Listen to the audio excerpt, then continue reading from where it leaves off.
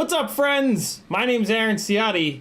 Everybody calls me Ciotti. Welcome to Monday Q&A. I might be out of focus. Hold on. Things have been moved in the office. I'm not out of focus. Look at me. I'm in focus. Look at this. Ready? This side of my head. There's now a monitor over here. I switched the, I took the 2 monitors that were here, took one of them, put it here, took the other one, put it there. The laptop was here, now the laptop's over there. What do you think of that? I am going out of focus when I sit back, I guess, right? Yeah, let's fix that. There we go. What's cool about this is I can take the chat, which is always right here, and I can move it over to here so that when I sit over here, I can see you guys. Joshaholic was first, Riot 9 was next, GrizzFPV, Johnny 5 Drones is in the house. Riot 9 again, we got a little bit of Tyler DD. Looks like you guys are talking in here. GrizzFPV is in the building. Kathy McGibbon, Richard, Quadzimoto, Dan636, Bob Noxious has arrived. Northern Tier, Remy Tim, Imp FPV, Ian Ovanel, June Loco, Jokermeister, 661 again, Bob Noxious again, June Loco, Cody S.A., Remy Tim, Stevo, Robert Garcelone. I think I got it, all the friends. What's up, people? If you want to talk directly to me, all you got to do is type my name in the chat. As long as you spell it properly, it'll light up an orange like that. I'll know you're talking to me. Joshaholic says the real CiottiFPV. Grizz says CiottiFPV and Collective, how's it going? Quadzimoto says hello friend. Bob Noxious says what's up Collective. Apparently I'm just gonna throw up all stream. I don't know what's happening. Dan636 says you're the only streamer that says my name right. What's everybody else say? Dan636? Why would anybody say that? Dusty Joe FPV is in the house. Yeah, this is my full-time job too. If you guys like these live streams, if you like the knowledge dumps, it's a group effort here. I need everybody to do something or other. Click the thumbs up, comment in the chat, leave a nice comment on an edit or something like that. If you really want to more directly help me, head on over to CiottiFPV.com. And there are even some free ways over there. There's a whole bunch of affiliate links. If you're ever doing an Amazon order and you hit my Amazon affiliate link before that order, I get free money. There's a whole bunch of other affiliate links on there. God's website, FPV Crate, Get FPV, although I don't think the Get FPV affiliate link is working. What else? Camera Butter. There's a whole bunch over there. Head over to CiottiFPV.com, click some buttons. There's also a Patreon over there. There's some really fun stuff happening in December with the Patreon. There are going to be full builds given away for the giveaway tiers. The giveaway tiers are $5, $10, and $20 a month. You can just join the Patreon and get all the knowledge and the audio versions of these streams and all kinds of good shit for $3 a month. So 10 cents a day, you can come on with the other maniacs, come on into the Discord channel, lots of amazing people in there, and support your gangle. Go-Kart Mozart says, what's up everybody? Did a proper maiden of my Rip Squeak today, very cool. Another Rip Squeak is born. What's the setup, Go-Kart? There's an Etsy page on there with a whole bunch of stickers. Some of these stickers aren't up there. For example, if you want this sticker or this sticker, which is holographic, or this sticker, or this one, just message me. They're not up on the Etsy yet, the Etsy store yet, but these other ones are up on the Etsy store. Buy yourself something nice, support your buddy CiottiFPV, get you some stickers for Christmas. I give you permission. You don't have to ask your mom. You don't have to ask your wife. I give you permission to do it. Over on Fiverr, there's also, I'm doing one-on-one help for you guys. I'm going to help you fly better, tune better, build better. Stop buying parts that blow up. You're wasting 40, 50, 60 bucks a shot. Give me that money. I will dump 5 years of experience on you, tell you all the right parts to buy, and then you'll stop buying bad parts and wasting your time putting them all together. Do it. Imp FPV with a 5 squiggly, I think it's a pound. Super chat. He says, when I watch you building every evening, that's exactly the ass kick that I need to finally heat up the siren iron myself. Very cool, Imp FPV. I love that. It's funny, that was not necessarily like one of the reasons for to start the live stream. That was just like a happy accident that I've heard from a couple of people now, which is great because, you know, building sucks. So anything that I can do. Euro, it's the Euro. Thank you, Imp. Yeah, anything I can do to help you guys with the shitty part of the hobby. So yeah, the camera is also in a slightly different position. You guys have a little bit more closet, which is interesting. I don't know if I love that. I mean, I can just go like that. Okay, that works. That kind of puts me back over on the side too, which is interesting. Yeah, so tonight is a Q&A stream. Ask any questions that you've got. We're also going to work on the Rip Squeak, and we're probably going to talk and or fly Tiny Whoop. So that's the plan for tonight. The Rip Squeak, this is the mega monster baby eating Rip Squeak that is on Xnova 1804 motors. So we're gonna see. This thing is gonna be an animal with this new ESC. I decided on the last stream, I guess that was just yesterday, right? I decided to move the RunCam DVR board from the bottom. This is the only rig that I put that board all the way down the bottom, and then I put the ESC on top of it. I decided to move that board up to the top, above the flight controller. And when I was doing so, a bunch of other things had to get done, and I just kind of ran out of time. So yeah, we're gonna get that thing put back together. I think I've also kind of decided to change the way that the stack is mounted. The way that it currently is, one way. Luciano says, "Where is Xnova from?" I'm assuming they're in China with everybody else. Everybody that makes our stuff is in China. GrizzFPV says, "How do you keep the MIPI connector on the hybrid in a crash?" I've never had it pop off, to be honest. But if I was having problems with it popping off, I would just use welder. At the corners of the MIPI connector, I would just squeeze some welder in there. I would not use hot glue because that board gets I wouldn't doubt that board gets hot enough to soften up the hot glue. Welder doesn't give a shit about heat. And this is what welder looks like. You guys should all have this. You can get this from Amazon. This is, it's just like hot glue, but it doesn't get soft in the heat. So you can use this on VTXs, and it peels right off with your fingernail. It's really good stuff. Yo. So hey, right. I'm changing the way that the board is mounted. I'm sorry, that the stack is mounted, rather. At the moment, and one of the ways that sometimes I'll build a stack is you run a short screw up from the bottom, and then you put like a 5mm spacer. It's just threaded all the way through, right? So you run this screw up from the bottom, and you make sure that there's only like 2mm of engagement on that 5mm spacer. You screw the 5mm spacer down, right? So now you just have 4 spacers on the bottom, which is kind of cool. And then you put the stack down on top of it, and you run longer screws down from the top. And then you make sure that they've got 3mm of engagement into that spacer on the bottom. And if you do it just right, you can crank the screw down, and it'll hit the screw coming up from the bottom, and they'll touch tips.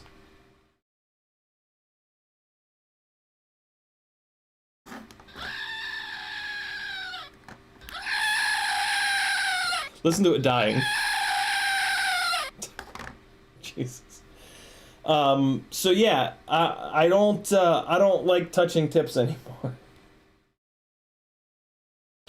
I've outgrown touching tips.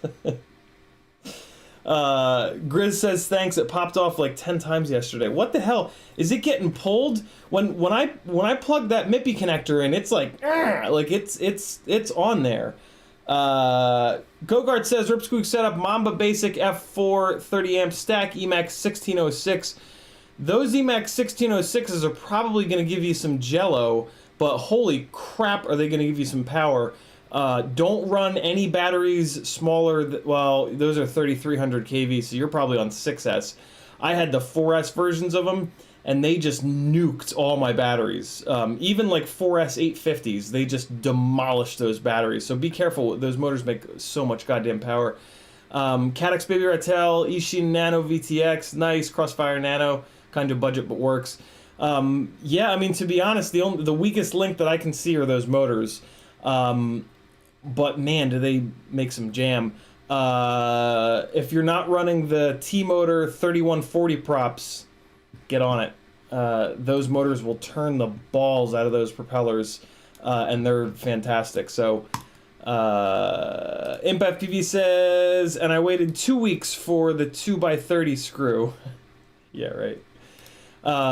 Yeah, this is one of the ways, if you don't have screws that are long enough, this is one of the ways to get around it. I had built a stack like that a long time ago, and then I didn't build, so, you know, screw from the top, screw from the bottom.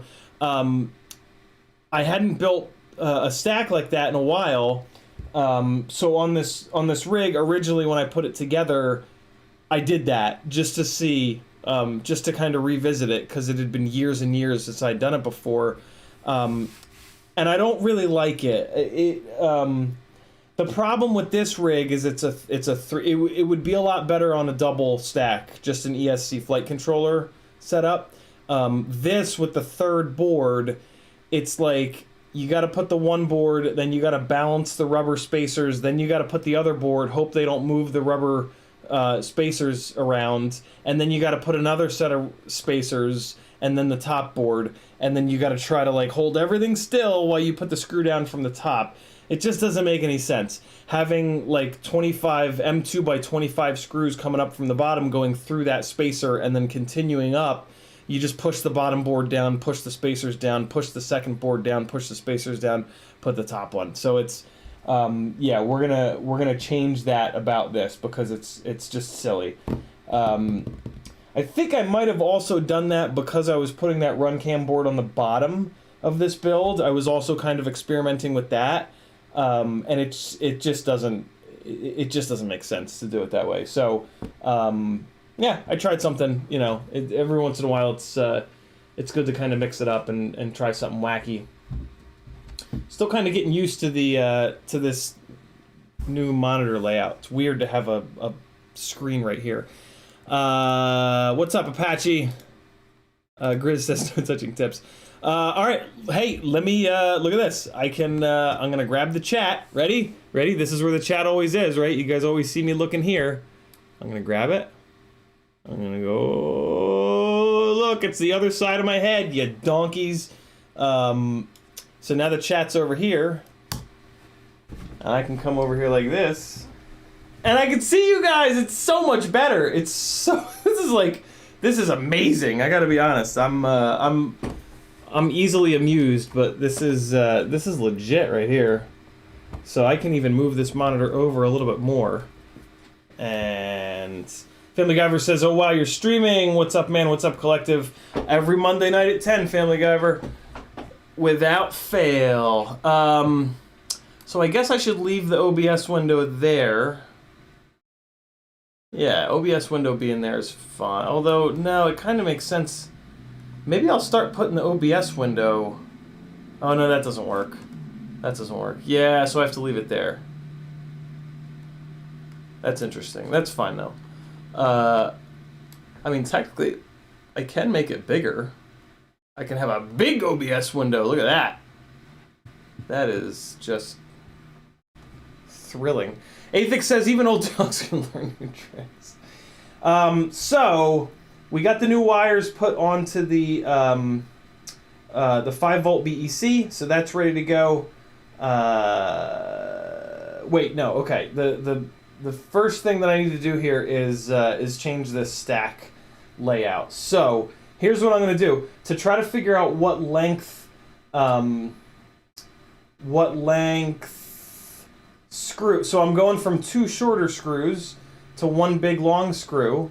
I think I can just take the 2 shorter screws and make them touch tips and see what the length is and see how long that is, which is this and this, right? So we just put these guys here, and you know, we bang twice on the stall door, I think, right? And then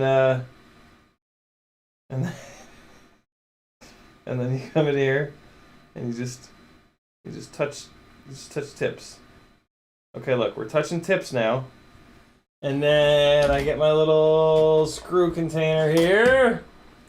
And okay, so I'm gonna take a guess. These are M2 by 20s.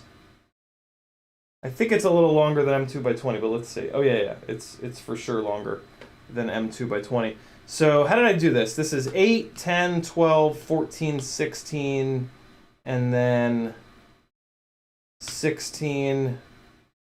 But then this is 20? Why is this 20? What the hell did I do here? I organized these in a very odd way. No, that's shorter.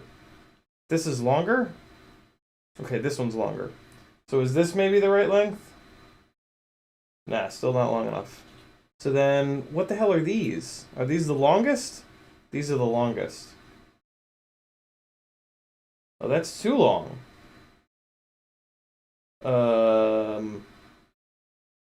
This must be what, 25? Hold on, my mat over here has the little hash marks on it. Yeah, so this is 25. Okay, so don't I have a 22? Is this a 22? Or is this a 20? Okay, this is a 22. Really? The 22 is not long enough? Let me double check it. Yeah, the 22 is not long enough, but the 25 is like a little too long. That's okay. We'll deal with a little bit too long. Wait, no, hold on. Okay. There's a mix in here of button head versus socket head. We're gonna go button head on this one. Keep the weight down. Lightweight is important, right? It's not why I'm actually doing it. I'm not that insane. Look at that! I can see the chat so easily. Dan636 says, so on my Apex build, I've had just a small bit of bounce back that I couldn't get out of my tune without going crazy, even with iTerm Relax on 9. You can try putting iTerm Relax all the way down to 4. My hunch is that the bounce back is on the pitch axis. One of the things that I don't love about the Apex frame is that it's a squished X geometry. Squished X gives you a shorter lever on the pitch axis. You don't have as much mechanical torque on the pitch axis because they've pulled the motors are not an X configuration. They've pulled the motors in like this. So on that pitch axis, it doesn't have quite as much authority as a true X frame like the Glide. So what you might need to do is add some pitch P gain to fully get the bounce back under control. So try moving your, especially if you're carrying like a Hero, like a big ass heavy Hero 8 or Hero 9 or 10. Yeah, so like as an example, my cinematic glide rig, which has the dead cat front arms, which basically make it into a squished X frame, I have to run 20 more points of P, I, and D gain on the pitch axis than on the roll axis. So you might have to do something like that on that Apex frame because of that squished X geometry. Outside of that, PID sum could potentially help a little bit. Add a little bit of PID sum. The default for PID sum is 50 and 60. Maybe move it up to like 70 and 80. I'm sorry, the default is 50 and 40, I think, actually. That's in the CLI. You type get PID sum and then just copy the line. And yeah, you probably know how to do it, Dan. He also says, I put some scimitar props on it today and it doesn't have any bounce back. Can you help me understand why? My guess would be that the regular props that you run are heavier or less pitchy than the Scimitar props. So once you went to the Scimitar props, you got more power on that pitch axis, and that extra bit of power was enough to control the bounce back. So basically, once you've moved your iTerm Relax down to like 10 or less, the bounce back, if you're still getting bounce back, it's not from iTerm windup. At which point, it can only be from a lack of authority or a lack of power. So that's basically what's going on there. Great question, man. Let me know how off or on target I am with some of the guesses that I made there.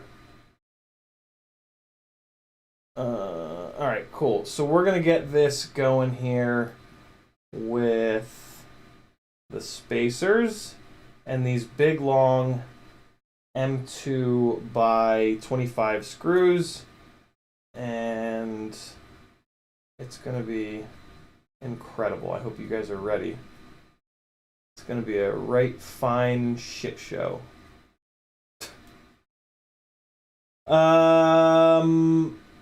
Well, you know, I actually might be able to go to a smaller standoff and run those 22 millimeter screws. Let me see what other standoffs I've got. Dan636 says, for sure, thanks for the knowledge. Might be a couple days before I can report back, but I'll definitely let you know. Very cool, man. What were the props that you were going from before you put the Scimitars on? And which Scimitars? They make different, they make them with different pitches, I believe. Unless you're talking about the micro apex frame. Are you talking about the micro apex frame? I assume that you were talking about the full-size 5-inch apex. Where are the 3 millimeter tall spacers at? Where have they gone? Bueller? What's happening here? Did I run out? Those are the 2 mils. Son of a bitch. I ran out. Okay, so I could use nylock nuts. The only problem with that is they're such a goddamn pain in the ass to work with. I could... Let's use... Damn it. Let's use nylock nuts. Because I think if I put this on nylock nuts... hold on. Let me see what's on the bottom of this. Yeah, see, you know, I also do... No, that ain't gonna work. I actually need to run these 5 mil spacers, don't I? I do. Yeah, okay. Well, that's kind of cool. Nice, B-Man. B-Man has, it appears B-Man has found Uncle Roger. If you guys don't know who Uncle Roger is, you should look him up here on YouTube. He's a laugh riot. Maggie actually introduced me to him. He's really good. Super popular YouTube channel that I hadn't even remotely heard of. Apparently it's been around for years. I had no idea. I'm an old man. Alright, so I'm just gonna run this right the hell through the ESC. Because we're not going to, because this 5 mil spacer is going to be plenty of clearance for this ESC. I also do need to make a cable from the ESC to the flight controller, so that's going to take a little bit of time as well. So yeah, we got some work to do for sure, but we'll get it done. We are going to get it done. Dan says the micro apex. Ah, okay. Okay. So when you say scimitar props, you mean the 3.5-inch scimitar props? Were you running the Gem Fan 3520s before, and then you put the scimitars on? If so, everything that I said is still absolutely dialed in. The scimitar props make more power than the Gem Fan 3520 props because the scimitar props are like a 24 pitch. And yeah, the micro apex is a squished. So yeah, I mean that could definitely, absolutely still be the problem. I'm trying to think of what else it might be.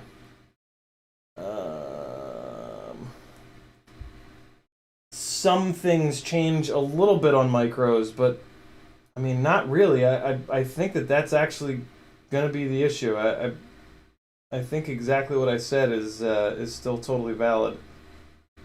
Why do I think that I can do this one-handed? In what world would that screw have balanced standing upright? That was ambitious. I watched with Maggie today the first half of the Top Gear Arctic special. God, I forgot how fucking good that is. I forgot how unbelievably good that adventure of theirs is. Arguably the best. But I don't know. There's been a lot of really good adventures.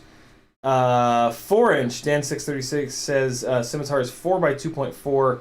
I think the Gem Fan 4-inch props are a little bit less pitched than that. Don't quote me on that. They might be that same pitch, but I have a funny feeling the 4-inch Gem Fan is it a 4023, 4023? In which case the pitches are pretty similar, but the pitch of a prop doesn't tell the whole story. There's all kinds of other stuff that can affect the amount of power the propeller makes. So yeah, that could still totally be the deal. Does the bounce back happen more on the pitch axis than the roll axis, or are you getting it on both? Alright, let's get these buzzed in here.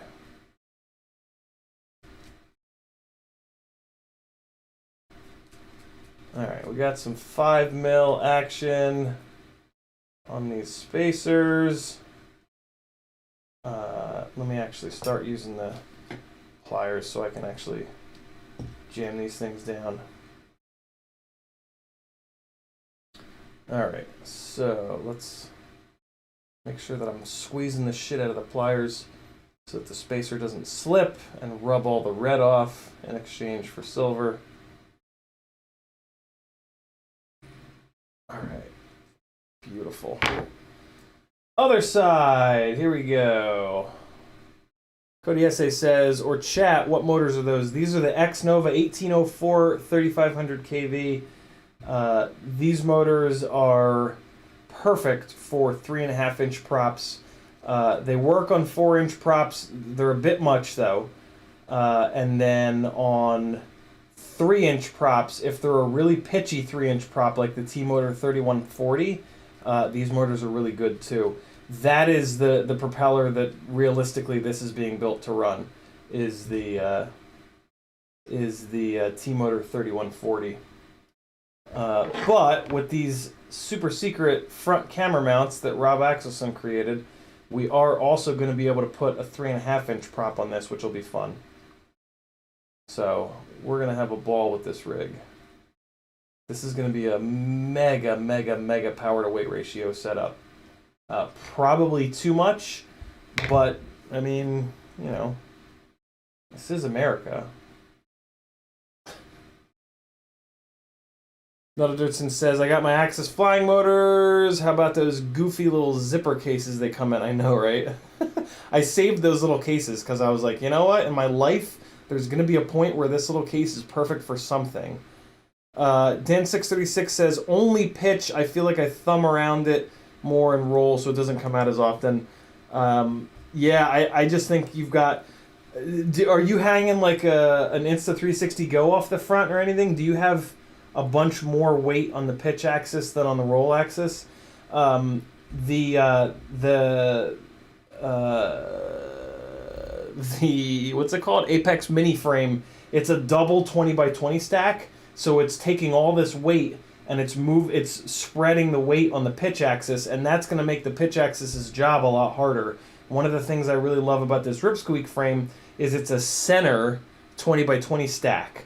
So all of your electronics are dead center. The only weight that's being spread out on the pitch axis is your tiny little VTX and receiver, the antenna, and the camera. So you end up with a little bit more centrally, the CG is a little bit more central on the Rip Squeak micro frame versus the Micro Alien. So that's looking really good. That needs to get soldered up to the camera's board. Let's make a cable for this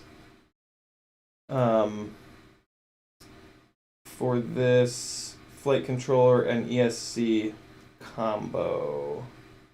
Cold cut combo. Oh, I'm gonna have to move these back a little bit. Let's see what that's how that's looking. Damn good is the answer. Cool. And then that can sit down up on top of there. This is looking really good. Okay, so this is the... Man, I can put... who's got Cyber Monday deals? Anybody? Drop them in chat. We don't have much time left. Dan636 says, no camera, just an 854S battery. Gotcha. Alright, so... Let's get... this is really nice for the wiring diagrams, too. I'm able to put a wiring diagram a lot closer to the... to my workbench. So let's do that. I'm gonna go here to what the hell is this? F35, Mamba F35. Let's see. F35 ESC wiring. Let's see what we can find here.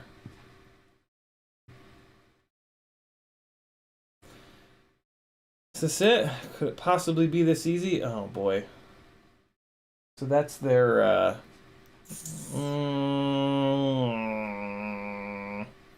So this is the wiring diagram for the stack. I don't necessarily know if this is the exact same ESC from the stack. Come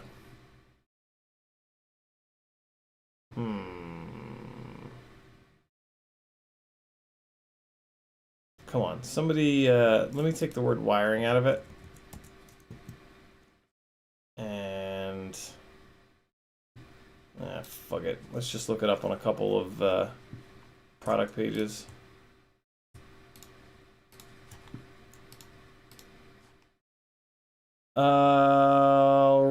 Wow. 29 bucks. Jesus. If this thing doesn't blow up, that's a really good deal. $28.99. Is that the same? I think it's the same one. Yeah. Wow, okay.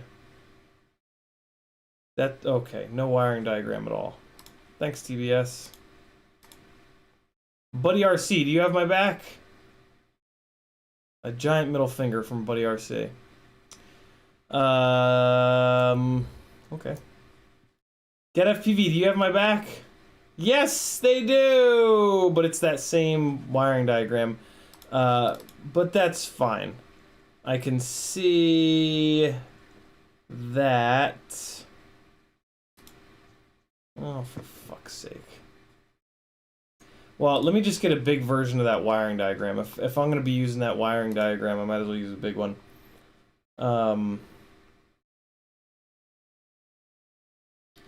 God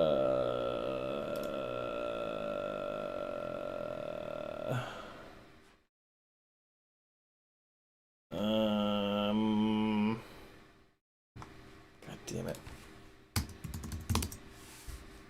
Putting wiring back in. Riot9 says, okay, he deleted it.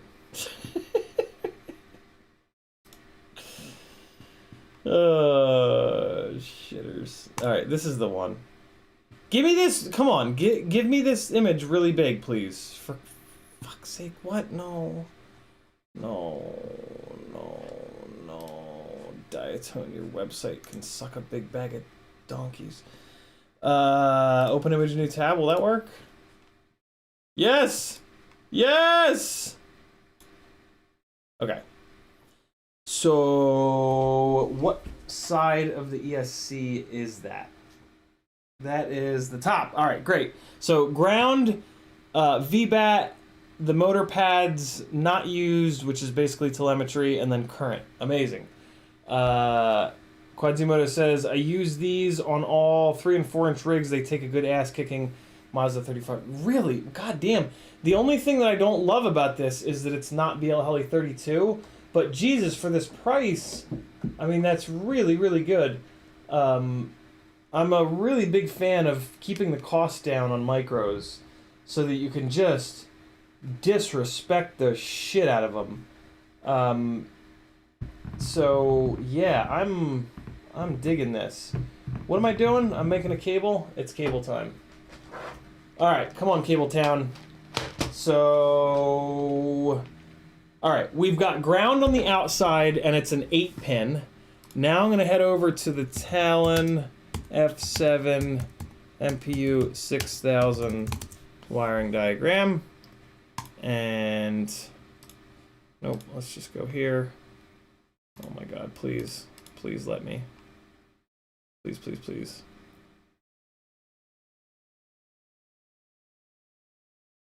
Okay, terrific.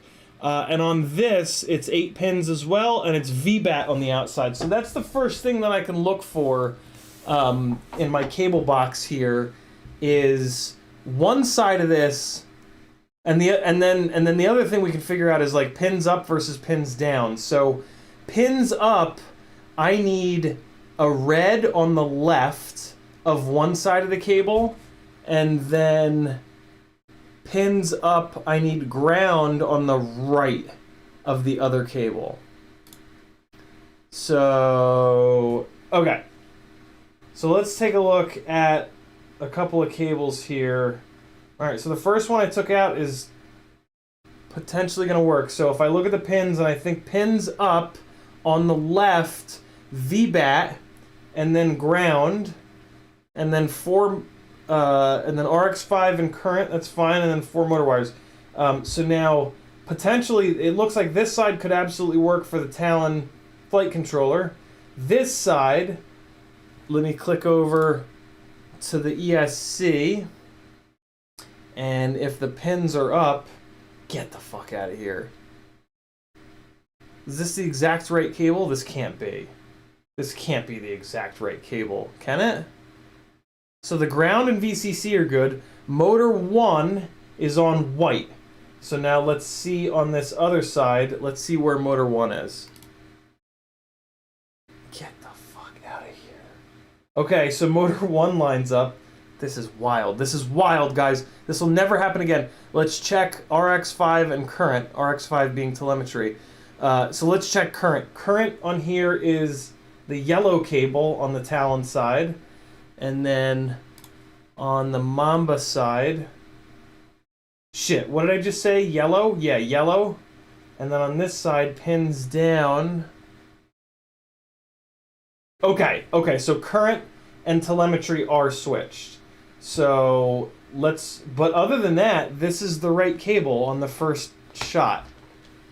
First time for everything, friends! David Chong says, do you recommend getting an AIO board to lighten the quad? Never, never, never, never, never, never, never, never, never, David. AIO boards are horrible, and I wish that they would be banned from FPV forever.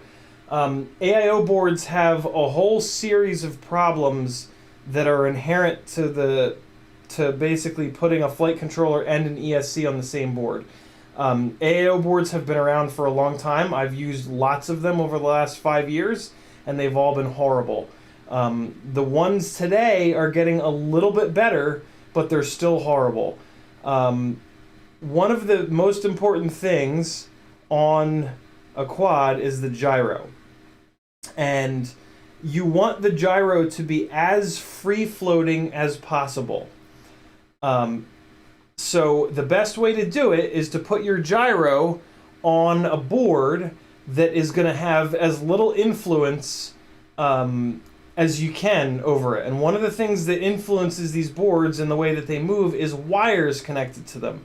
So with a standard 20 by 20 stack here, the flight controller only has a couple of 30 gauge wires connected to it. So it's able to move around pretty freely because 30 gauge wires are really thin and lightweight, right? An AIO board, on the other hand, has 2 gigantic battery leads hooked up to it and 12 motor, bigger, not quite as big as the battery leads, but still way bigger than 30 gauge motor wires connected to it. So all of those extra wires basically hard mount that AIO, and hard mounting having your gyro on a board that's hard mounted is about the worst thing you can do to a quad. The other big problem, I mean, there's a ton of really nasty problems with AIOs, and your question about lightening the quad up, AIOs are only about 3 grams lighter, so the weight savings is practically nothing. And the performance and all these other problems are completely outweigh that.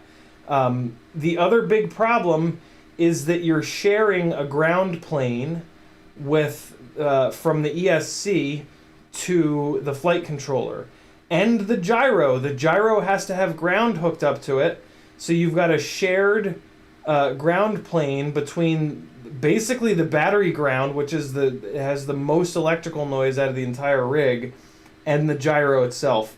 And that as well is just horrible. It puts a whole bunch of electric noise into the gyro signal, and you really can't filter that out. That's just terminal. So yeah, AIO boards are really, really bad. They're the complete wrong shape for the way that these quads are built. The body of these quads should be nice and skinny. There's no reason for the body of the rig to be really wide. And with a 25.5 by a 25.5 board, you have to make the body of the rig really wide. So from like a packaging standpoint, they're really bad as well. There's really nothing good about them. They also don't, they're no faster to build. You have to, the only difference in build, in the speed of building it is this right here. And we're done. We just made the cable. It's good to go. That's it. So yeah, AIOs are terrible. Run away from AIOs. They also burn out all the time. They're way less reliable. They will give your whole family herpes. They're awful. They're evil things. On the Mamba, we've got ground on the outside, so that's this. So this plugs into the Mamba, and then it's going to loop up into the flight controller. Dan636 with a $10 super chat. He says, thanks for being awesome. You're certainly welcome, Dan. Thank you as well for being both awesome and generous. Family Guyver says, does a dual gyro do worse with vibration? It doesn't do worse, but it doesn't really do any better. The main benefit of dual gyro is that when one of the gyros blows up, you can switch to the other one. Other than that, there's really no benefit to it. Because, yeah, both gyros are no significant benefit. I mean, like, if you split enough hairs, you can find, like, oh, look, this one gyro trace is a little bit cleaner. But realistically, it doesn't. It's been kind of like debunked by Mark Spatz and the fellas over on the Black Box Facebook group, from what I remember, which is kind of why nobody's really doing it anymore. unfortunately, the gyros are a wear item. If the 5-volt BEC on your flight controller lasts long enough, which typically they don't, then the next thing that's going to fail, more than likely, is going to be the gyro. So technically speaking, from a longevity standpoint, yeah, it's maybe worth it to have that going on, but realistically, I don't really think so. I'm gonna switch out this little rear piece here as well. I'm gonna switch a bunch of stuff on this rig. I'm now realizing. I'm gonna leave that guy off of there. I'm gonna get some of this shit switched. No, I can take the bottom off. Makes more sense to take the bottom off. Is it echoey, B-Man? I did have to change where the mic is. I think you're talking about people saying the same things over and over again. Though. All right.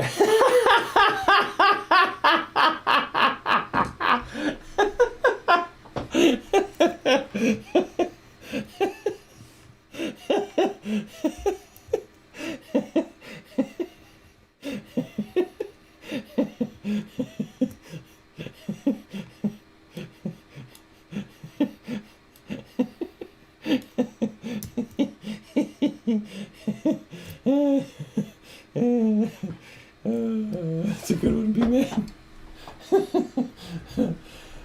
That's not a bash on you by any means, David. I'm very glad that you're new here. I shit on AIOs all the time. I try to talk. I try to mention like at least once per stream how awful AIOs are, because every single new rig is coming with an AIO, and like so many people are having tuning problems and like reliability problems lately, and it's all because of these goddamn AIOs. So like I really try my best to spread the word and just shit all over them as often as I can. So yeah, that's why B-Man said that, and that's why I'm laughing my ass off right now. All right, so we're gonna pull this bottom little fella off of here and replace it with one of the new ones that Matt has made me, which has a really cool little shelf for this VTX receiver combo, and it also has a spot for the Mini Mortal T. So let me just roll back here and grab one of these, and yeah, there we go. Awesome. I'm very excited to use this. So that means I can cut this janky ass mounting setup that I had for this Mini Mortal T off of here, which actually works kind of okay. If you need a spot to mount the Mini Mortal T, this ain't a bad option here. Just running the zip tie around the back little slots, and then just put it down there like that. Just be careful. This wire is soldered on here. You don't want to. I was really sketched out about breaking the damn thing, but it appears to have survived. So how is the? So it's just gonna go. Okay, yeah. So it's just gonna go straight down. The whole thing is gonna sit up on this, and then that wire is just gonna come straight out here. All right. So we're just gonna lift this up. And then I guess I have this VHB down, right, to the base plate, so I need to pop that out. And what's cool is Matt put some strap slots here. Boom, boom, boom, and boom. So you can just run a couple little zip ties and just hold your little communications package down, which is what I'm about to do. Watch me hold my package down, boys and girl. Maybe girl. I haven't seen Maggie's name in the chat yet, so probably just boys. GrizzFPV says, come over to the dark side of AIOs.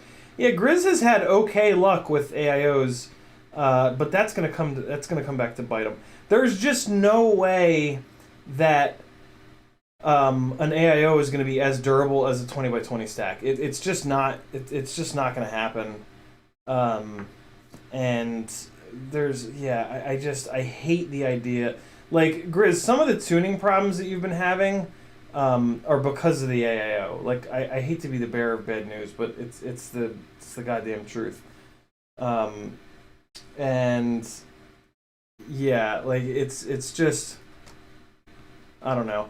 Maybe that beast AIO will prove me wrong. It won't, but because even if the electrical noise is somewhat taken care of, the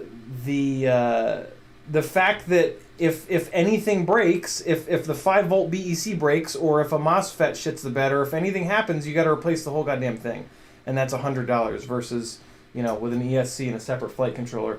If the 5-volt BEC dies, you're out $30, $35 for a new flight controller. I mean that right there alone, like for me at least, is enough for me to stay with separate flight controller and ESCs. And what's really funny is that Kebab, like who's been the one that has really popularized AIOs, is moving away from AIOs because he's having all these same problems now that he's trying to make semi-decent power with rigs. If you've got a really low-powered rig, AIOs can work. But as soon as you start making power on the rig, the electrical noise just gets out of control, and that's when AIOs really start to struggle. So yeah, Bob's been running into that, and like he went crazy trying to fix it. I mean, he got all into the ESC motor timing and ramp up power, and like he was always all about like keep it simple and don't dive into settings and like don't tune, and then all of a sudden he's doing ESC tuning, which is some shit that like nobody had touched, like nobody had spent any time there. But it's because he had no choice. He was forced because the AIO is just the worst thing in the world. So yeah, don't do it. Don't do it to yourself.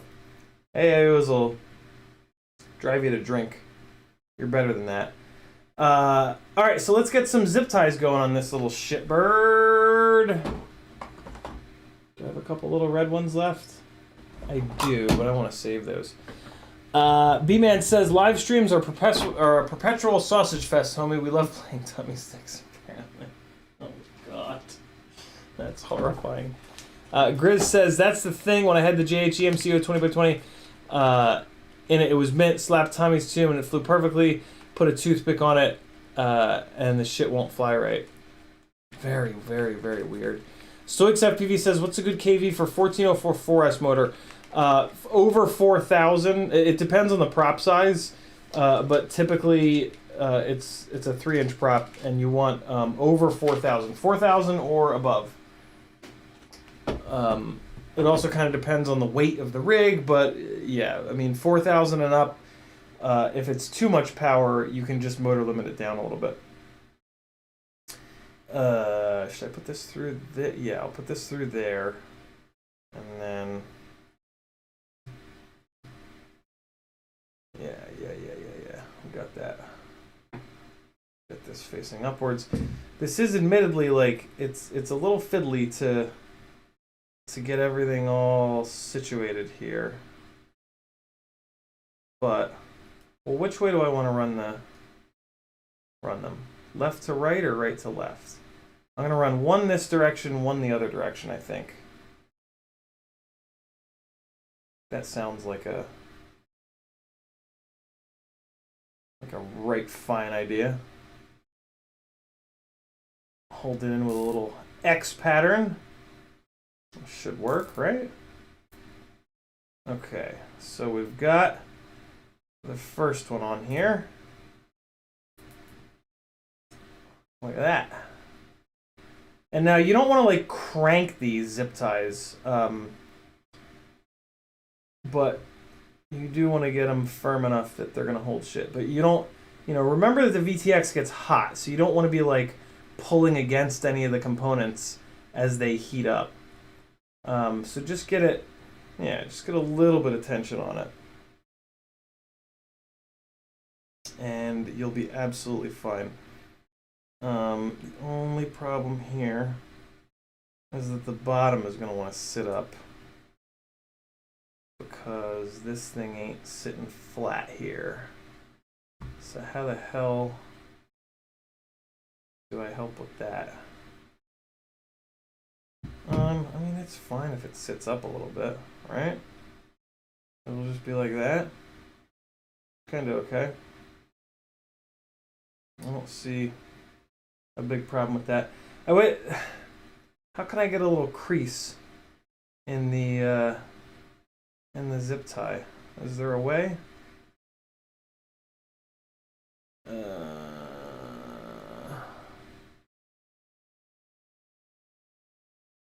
David Chung likes the Flywoo Goku GN745. Yeah, there are a couple AIOs that they've managed to get the electrical noise problems, but all of those electrical noise problems come back as you add more power. What Kebab basically said was anything over a 2004 motor, anything north of a 2004 motor, and AIOs are just completely helpless, even the best ones. And I mean, that's a lot of power, but even at lower power levels, there's still excess electrical noise, and you just can't get as good of a tune. And I like having a good tune on my shit, so yeah, it's just not something that I'm not willing to sacrifice, because there's just no benefits, right? Like there just aren't any benefits to the AIOs realistically. We're limited by camera height, right? All of our cameras are taller than just a single stack AIO. So a double 20 by 20 setup in the real world is going to be, unless it's some kind of wacky frame, is going to be the right size. So, I mean, I could probably just run this one zip tie. Yeah, I mean, these are very lightweight, and they're VHB down. So I'm just going to run this one zip tie, actually. Let's nip the tip, and away we go. Okay, so let's get these rear standoffs jacked down and jacked off. What do you say? 8-year-olds, dude. All right, that's good to go. This little friend here. All right. Ooh, good idea, JTJ. Heat it lightly with a soldering iron, or mark somehow in pre-bend. That's a good idea. It actually, that little trick that I did with the pliers just now seems to have worked. It is sitting, it's sitting as far down as it'll go. So yeah, I kind of idioted into that one. Just turned idiot into a verb. And look at this mini Mortal T sitting in the back here. Isn't that nice? Look at that. Look at that. God damn. I love it. Ugh. That's going to get... I mean, this thing will go far with it out there. That's a really good spot for it. And the propellers are going to be up here, and they're going to be blowing down on it. So they're just going to blow these away. I do also like to kind of pre-bend them down a little bit. Just so that, you know, they're even farther away from the propellers. Okay, so now we can come back to the stack and just pretty much get it mounted and go. What do we got going on here with this bundle of wires? So if I pull this over like that, I think I want this wire to come out this way, and then it'll plug in over there. So let's get it twisted up here just to shorten it and keep the little wire bundle nice and tight. If you're going to run a Mini Mortal T antenna, make sure you have the Mini Mortal T V2. It's easy to know if yours is a V1 or a V2. The V1s you'll only get like 100 feet of range from. The V2s you'll get like, you could probably get a fucking mile out of them. Not actually a mile, but you know what I mean. So yeah, whenever you fly a rig with a mini Mortal T for the first time, make sure you're in a recoverable spot and just send it downrange and just like make sure it doesn't blow up, or not blow up. Make sure it doesn't fail safe like right away on you. There's a pretty good chance that it will, so be really careful with that. I don't want anybody to lose a rig. It's really annoying. It's hard to there's no like visual difference between the two. You just kind of have to know. I mean, like when you bought it, it either didn't say anything or it said V2. So if you can get back to where you bought it or whatever, you can figure it out. Or if you can look back on your order, I should say. But yeah, that's important.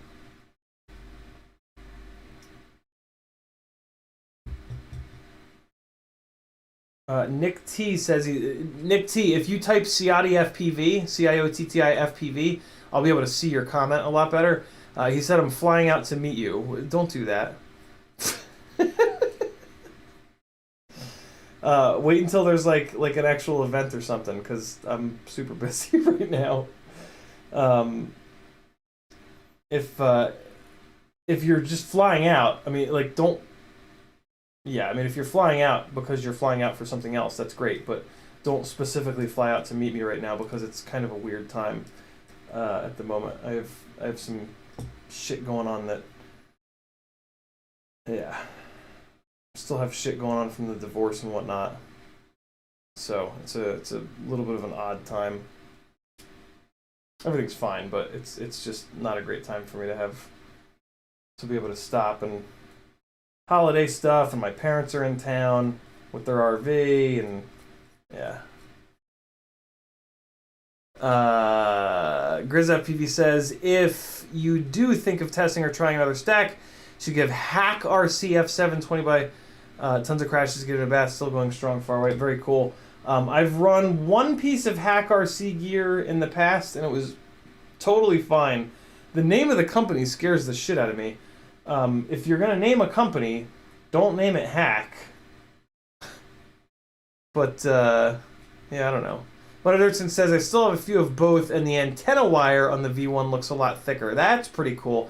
I did not notice a difference at all. But I love that there is a difference. It sounds like there is a difference. That's pretty cool. Mini Mortal Ts are pretty cheap, so if you're unsure of what you have, yeah, either just be careful on the Maiden or just fucking throw them away and get a bunch of the V2s on your next order, because they're only like $3 each, I think. Just snag a couple. It's not worth losing a rig that you spent 1,000 hours building, because that's how long it takes to build goddamn micros. Okay, so this little stack of wires here is kind of ugly. Why didn't I put more turns on this? Let's see here. Well, I can do a little bit of this. I can kind of, let's see. Get it over here, and oh man, I just farted, and it smells like a goddamn Cambodian death camp. Oh, that is mega. Feeling lightheaded, guys. Oh boy. Oh. Kidding. I keyed. Not really though. Okay. This little wire bundle is getting a little tight. I think. Yeah, no, it's fine. It's fine. I wish I'd put the VTX on the bottom, but I know why I didn't. I wanted to get a little bit extra cable length here. Nick T figured it out. Thank you. You're certainly welcome. Tyler DD says ELRS and that. No, I'm not doing ELRS yet. I'm perfectly happy with Crossfire. Now that I turned off the now that I turned off the dynamic power, it actually works properly. Dynamic power was definitely the problem. It's the worst. You should definitely turn it off. I only just said that because I saw Ruby Tim typing in the chat.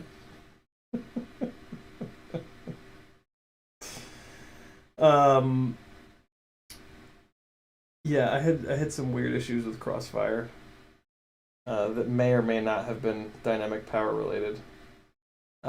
If you're not really if you're not really experienced, you should not turn dynamic power off. But yeah, I had some weird shit going on with Crossfire a couple months ago. And what really fucking drove me nuts is that it was kind of happening on shoots, which is like absolute worst case scenario. So I did some drastic shit to try to fix the problem, and one of the things that I did was to turn dynamic power off, and that definitely had an effect. Whether or not it was the reason that the shit was going on, I don't know. But there was, yeah. I didn't change that many things at once. But I did change multiple things at once. So it's not 100% that was the problem. But it could have been. It could have been. So, yeah. Oh my god. This is a lot of wires coming off the back of this. A lot. And this VTX is all up in my shit.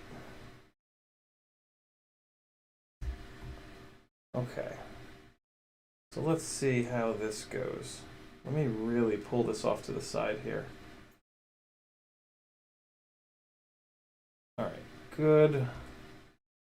There we go. That's what I wanted. Oh, that works. That totally works. Okay. So then... Oh, yeah. Oh, my God. It's beautiful. Yeah,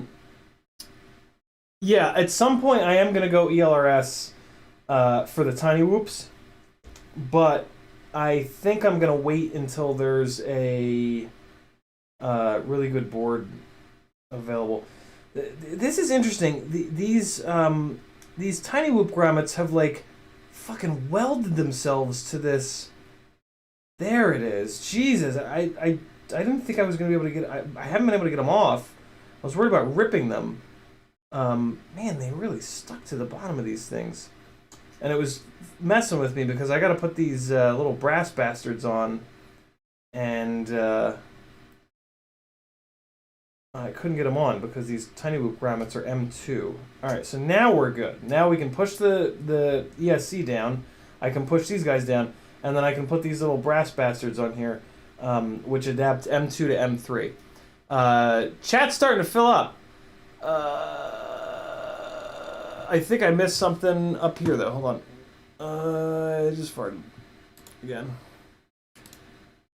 GrizzFPV says, I feel you've been using them on and off for the last 4 years. Doc Murdoch says, what props would be best on a 1408 3500 kV motor?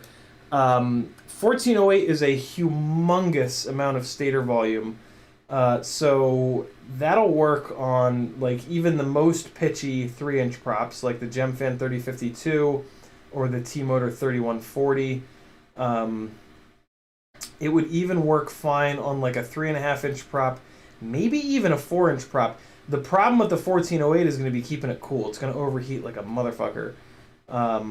So you're going to like hammer the throttle and you're going to get full power for like a split second, and then the motor's going to overheat and you're going to lose power. So like if you sit it at full throttle, it's going to go and it's just going to lose a lot of power. It's also going to hammer your batteries. So be careful. Like use as big of a battery as you possibly can on that. Nick T figured it out. Thank you, Tyler. And we got that. Ruby Tim says, let's all respect privacy. Stream all day. It doesn't have a life. Well, it doesn't have a life, but that's not why. That's true. I actually have a hell of a life right now. I've got a lot going on right now. Living that girlfriend life and fucking getting some exercise. This weird career that is FPV full time. A lot going on, man. It's kind of nutty, if I'm honest. Not complaining. Definitely not complaining.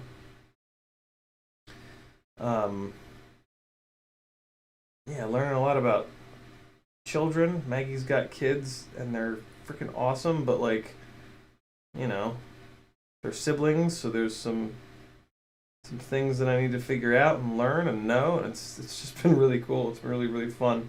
It's like, the kids thing is like this whole part of my life that I just completely fucking like missed out on, and like I can see that it's a lot of work, but like, man, it's in a lot of ways it's very rewarding, and like, I don't know, it's an amazing challenge that that I'm meeting head on, and yeah, it's been really cool.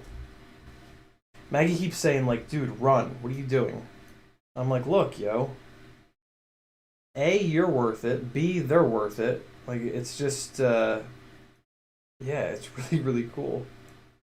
And, like I said, it's something that's just with my ex, it just wasn't, like, mainly, like, for financial reasons, to be completely honest. But, you know, it was technically more than that. We both had some pretty serious mental illness issues. There was this, like, you know, it kind of irresponsibility in bringing another person into the world from, you know, genetic makeup that's pretty much going to predispose them to pretty horrible depression and anxiety. And yeah, and I feel like I missed a lot of really good times because of that. Which, you know, I mean, like, I'm not complaining, but it's just a part of life, and it's kind of cool to get to experience this now, and it's yeah, I'm really, really happy. I'm a lucky dude. I'm a really, really, really lucky dude. I found someone very quickly that is just, like, really, I frequently find myself at a loss for words, because Maggie is just, I don't know, man. We're just, like, immediate best friends, and yeah, I'm just a really lucky guy. I'm just a super, super, super lucky person to have met her and to be a part of her life.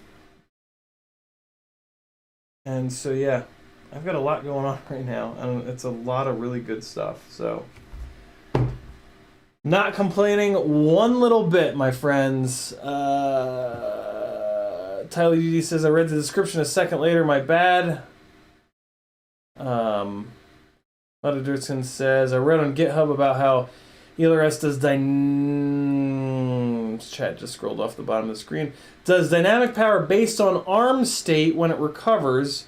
Wonder if Crossfire does the same thing, but we'll never know since it's closed source. Yeah. TBS doesn't share any info.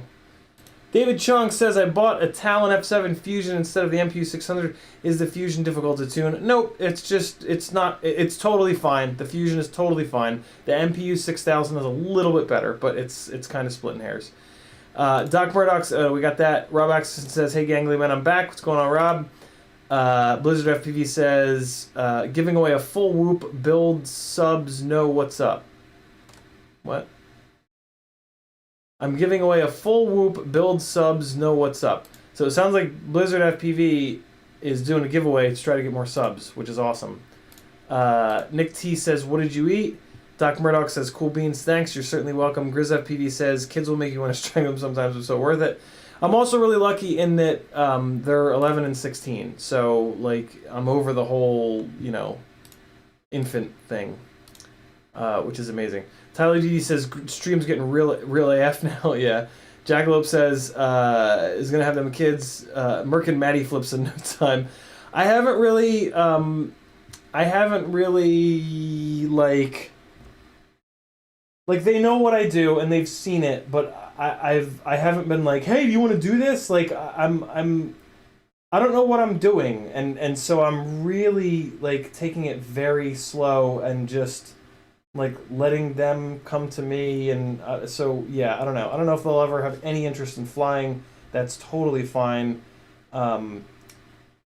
Yeah, I'm just kind of letting them come to me.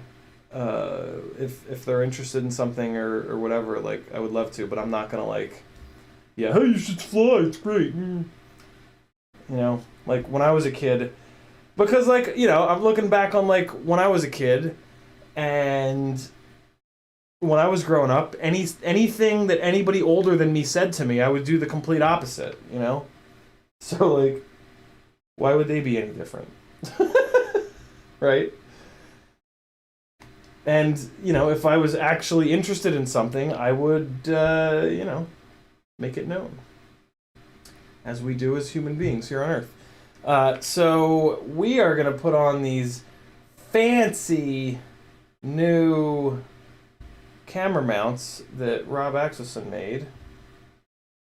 I think this one goes on this side. Yep.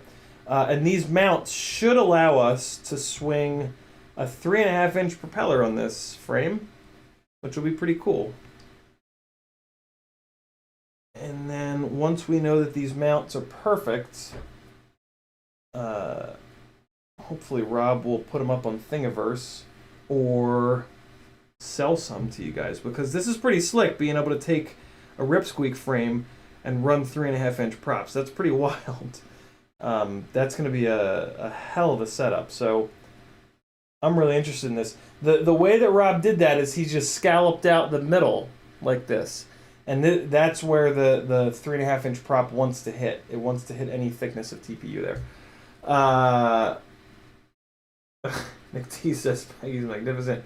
Jackalope says, micro whoops for Christmas, dog. LOL. And then Rob Axelson says, when you were a kid, you were flying my kites. Yeah, I flew some fucking kites when I was a kid, yo. Grizz wants the mounts for his. Bug Rob Axelson, he's the man. He's the man with the design. I shouldn't have put those on. I have to get up in here with the soldering iron. I could probably sneak in. I could probably sneak it on in there, you know what I'm saying? Just sneak it on in. Give a little sneak. Just the tip, just for a little bit. See how it feels.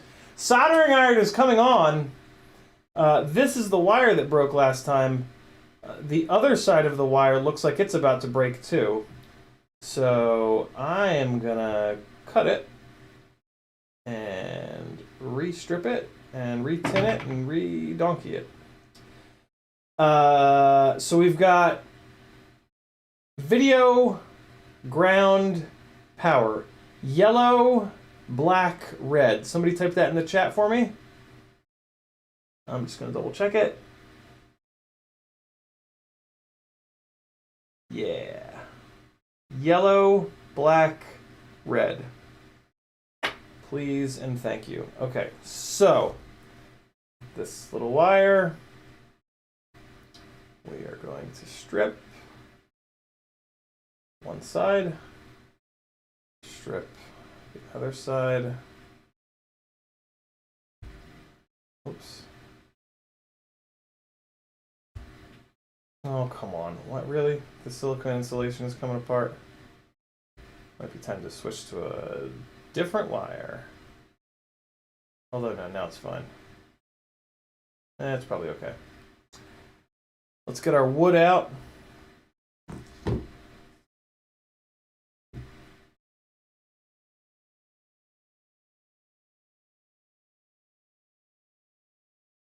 JTJ is typing in all capitals. Hopefully he's not upset. I didn't... JTJ, hopefully you're not upset with me. If you are upset with me, I typically only read the comments with orange. I can't really read the whole chat all the time. So I read the comments where people type CiottiFPV into them, which lights up an orange for me. So yeah, if you've been typing stuff that... If the all capitals is rage, and it's rage towards me, Yeah, I haven't. I have a feeling that you didn't tag me, maybe, and I didn't see it, or maybe you're just angry at somebody else in the chat. In which case, have at it. You guys can do whatever the hell you want in that chat. There are some moderators in here that might lay the smackdown on you, but you know, you guys are relatively self-governing, so I kind of let you do whatever you want. It's fine. Just, you know, no, like, racial shit, obviously. Or anything particularly awful. Get off of there. No, I'm not gonna use this wire anymore. This wire is, like, shitty as fuck. Where's that? Didn't I have a little bundle where I pulled the yellow? Yeah, I did. Rob Axelson is going to send me the file. Very cool. Thank you, dude.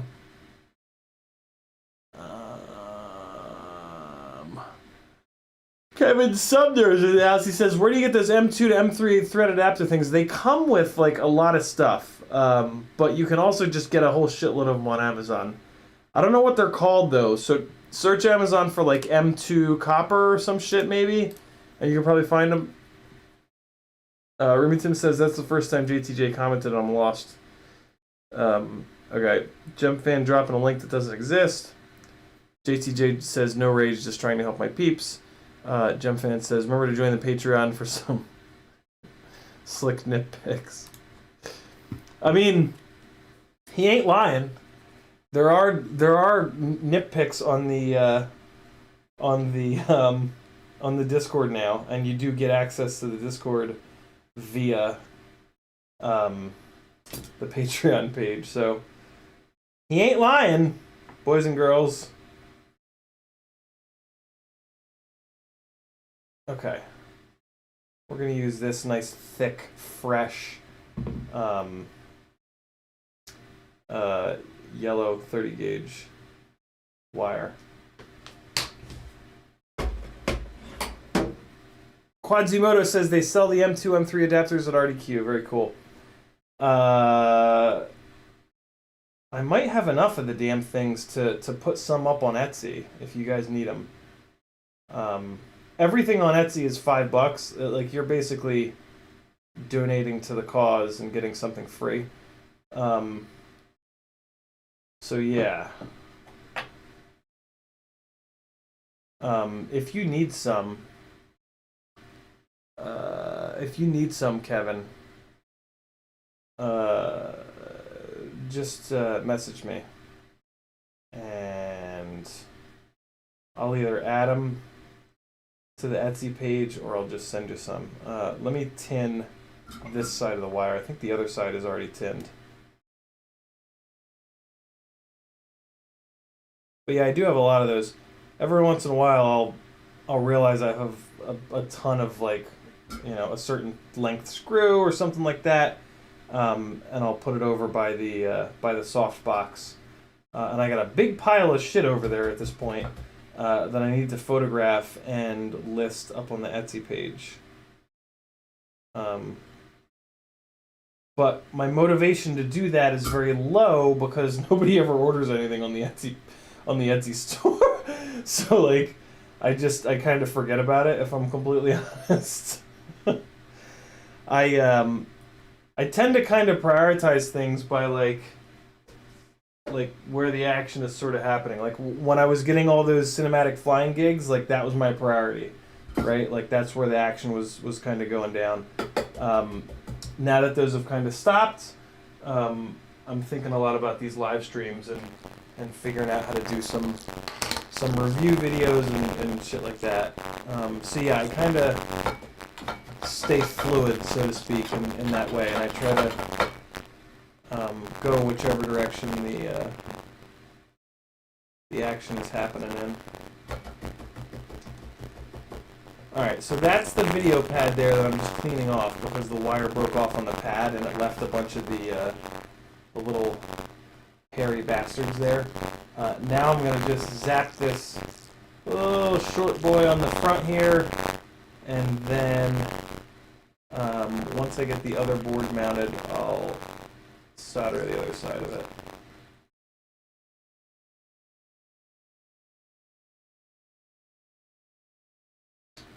Okay. Went in with a dry tip. I never want to do that. You always want to wet that tip. Am I right, boys? It prevents chafing! None of this since you got a bad audio problem, do I? What's happening? Is it robot? Is it going robot getting a little static noise from Rick? When is there static? When I'm talking or when I'm not? It's bad audio right now. God damn it. I didn't change anything. The mic looks fine. My levels look okay. Is it only when I talk? It's when I talk. So when I talk, there's static? What the fuck is that about? Hold on, let me jump out and in of OBS, see if it gets better. The stream's gonna pinwheel for a second. I'll be right back. Alright, we should be back, and hopefully it's a little bit better. Alright, I'm gonna make this screen a little bit bigger. Perfect, awesome. Yeah, I don't know. OBS is very strange. Thanks for letting me know, friends. Metadirtskin says the Talon app. Yes. The Talon flight controllers definitely come with them. Definitely. JTJ, no. I'm putting you in timeout. You can come back in 300 seconds. But if you do it again, I'm gonna hide you from the channel. Sorry, brother. Look at this. Look. I'm reading the chat over here. Isn't that weird? Remember him dropping the Linktree link. Thank you, dude.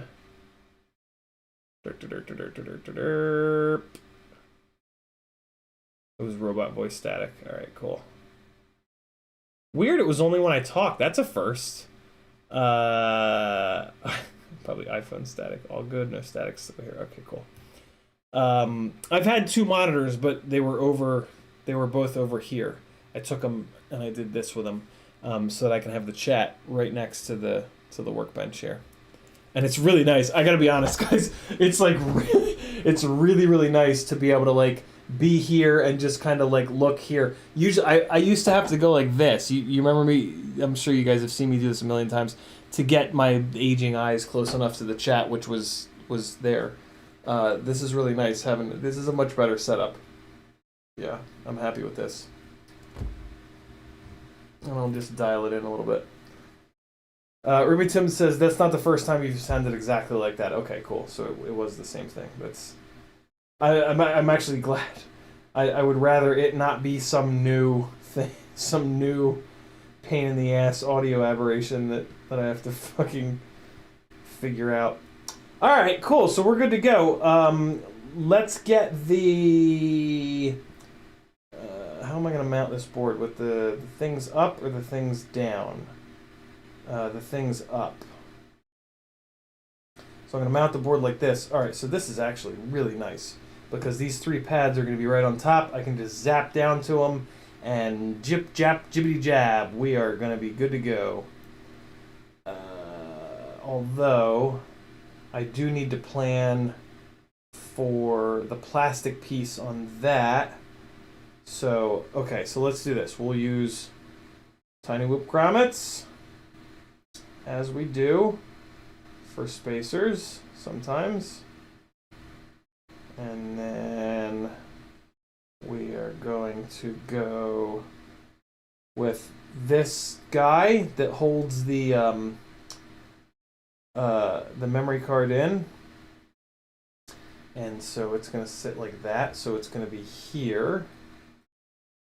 Alright, and then on this side, to equalize that, I've got these tiny little 1 millimeter thick rubber O-rings, and that's just going to level the one side out with the other.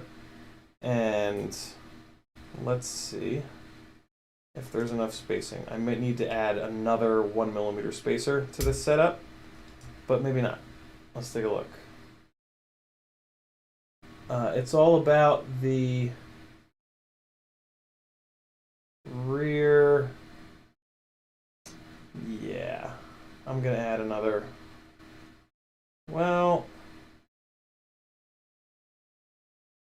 I don't know. I mean, I could.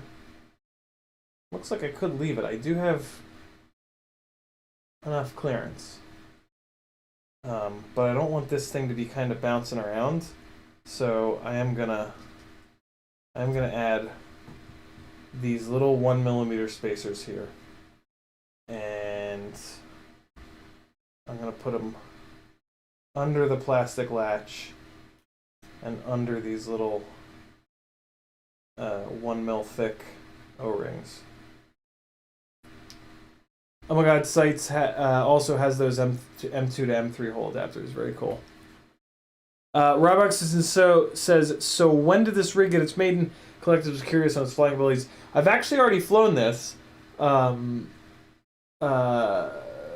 it's great. The ESC was weak, and the right rear corner was kind of falling on its face. But other than that, it was actually really nice. I'm really starting to like the way 250, 260, 270 gram 3-inch rigs feel. And yeah, this is one of those. So yeah, it really felt great. These 1804s though, man, these fucking X-Nova motors are so good. They are so good. They just fly beautifully.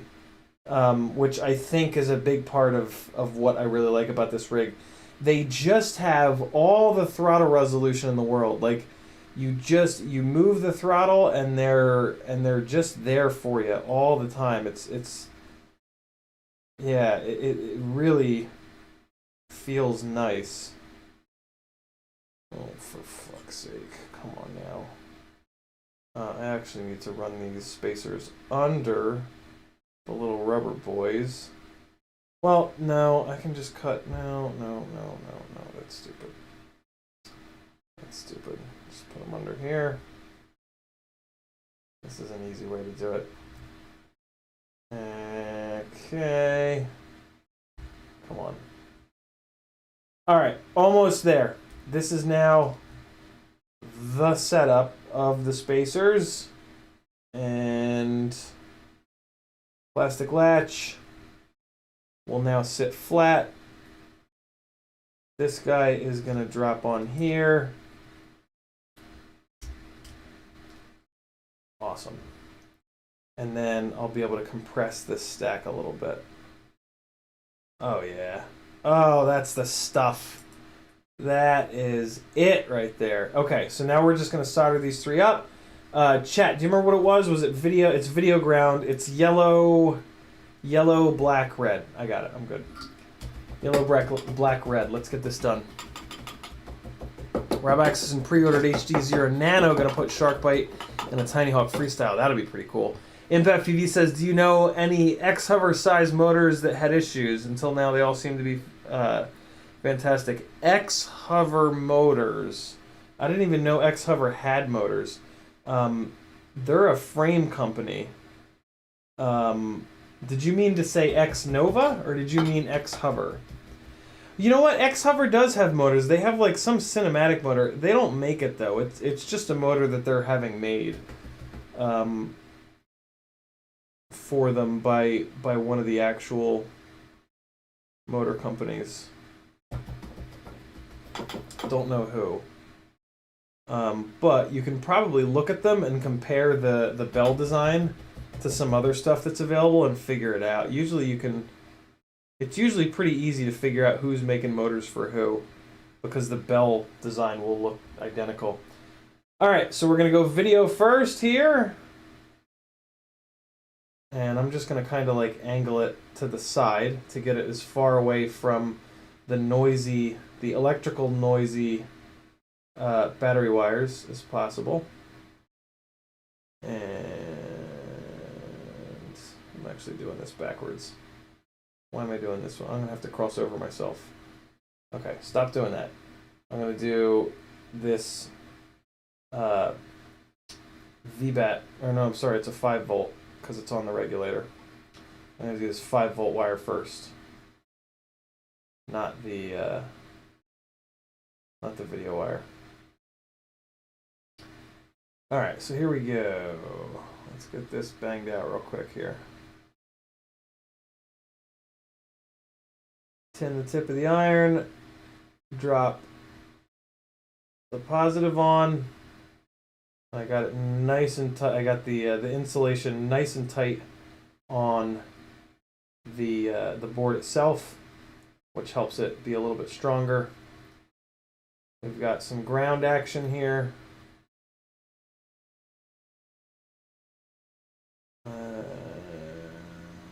It's perfect. And then I'm just gonna fix this video wire because it's tacked down, but not enough. And that's it. That's what I wanted. 3 shiny little balls. All right, and then this guy is gonna kind of stay over here. These guys are gonna go straight down, and then we should have plenty of room for the camera with up tilt. But it would help if I'd put these camera mounts on the right side, but I put them on the wrong sides, which was kind of silly.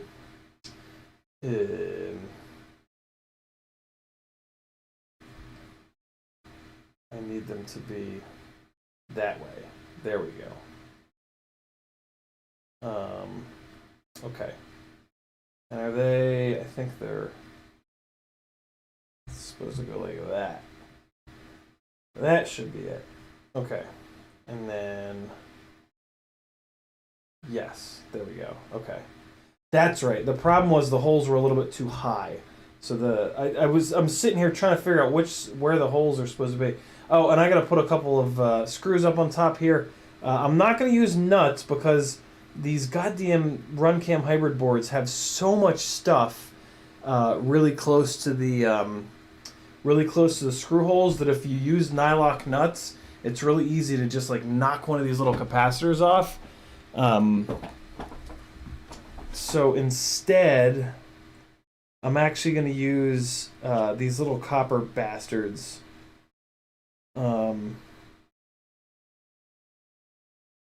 Yeah, I'm going to use the little adapters actually because they're nice and skinny. And they're not going to get too close. And I have a million of them, so yeah, let's use these little friends. And what I'm going to do is put a little bit of Loctite in them just so that they don't back out, because they're on the top of the stack, and stuff on the top of the stack loves to back out and fall off. Where the hell's the... Where's the goddamn Loctite? Oh, there it is. It was hiding! Alright. ImpFPV says X-Nova, of course. You know, I don't. X-Nova has a bunch of motors, and they've been great. And, yeah, I mean...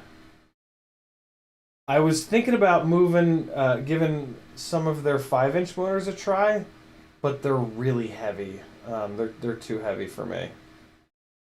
It's kind of cool. They have 5-inch motors that they market as freestyle, and then they have other ones that they market as, like, I don't know, something other than freestyle. I think they basically have motors that they build to be, and the weights are different. So I think that they have like more durable motors and less durable, lighter weight motors, which is kind of cool. I wish all manufacturers did that. It's a really good idea. Because yeah, I mean, some people are willing to sacrifice a little bit of strength for performance, and vice versa. Kevin Sumner says, you mentioned Loctite. I'm literally greasing the M1.4 screws go into 0802 motors right now. Is the Church of Rosser officially a cult yet? I might be in too deep. What's he's been talking about 0802s? What's I'm unfamiliar. I feel like I'm out of the loop right now. What are you talking about? Was he talking about greasing M1.4 screws? I've been using the grease on a bunch of rigs, and it seems good. One rig it definitely helped a little bit with. It didn't fix the problem all the way, but I could definitely tell that it helped, which is pretty cool. The damping grease, okay. I don't the putting that grease on the screws seems kind of nuts to me. I haven't done that. I'm just putting it in between the arms and the body. Is there is it really worth it to put it on the screws? Anybody know? Or is that an urban myth? I don't understand. I mean, like, screws I usually crank tight, so I don't really understand what it's gonna do. But, I mean, you could say the same thing about the in between the arms and the body. Usually you make it tight. Grease can replace Loctite since it prevents backouts. Oh, that's a really good idea. Didn't think of that. Toothfairy 2, Cinewoop rig on the way. Frame has the shim. You can put the grease on instead of the... What? What does that mean? How am I, like, totally... I'm losing my edge. There's a shim? What? What shim? Shim shimmy shim shim shimmeroo? Is that the one? Family Guyver loves it so much he's putting it on his coworker's desk chair just to fuck with him. I hope you like it sticky, coworker. That's what she said. Alright, last one here. Screw the camera down. I'm actually going to screw these guys down a little bit. I'm going to try to get them as even as I can. And you know what I'm going to do that with? I'm going to do that with the nut grabber.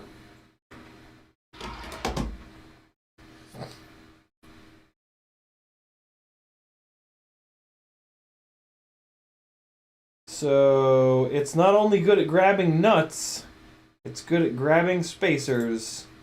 Look at that. Just trying to get them down so that they're similarly tight. That one has already started to tighten up. Jesus, what the hell's going on with this one?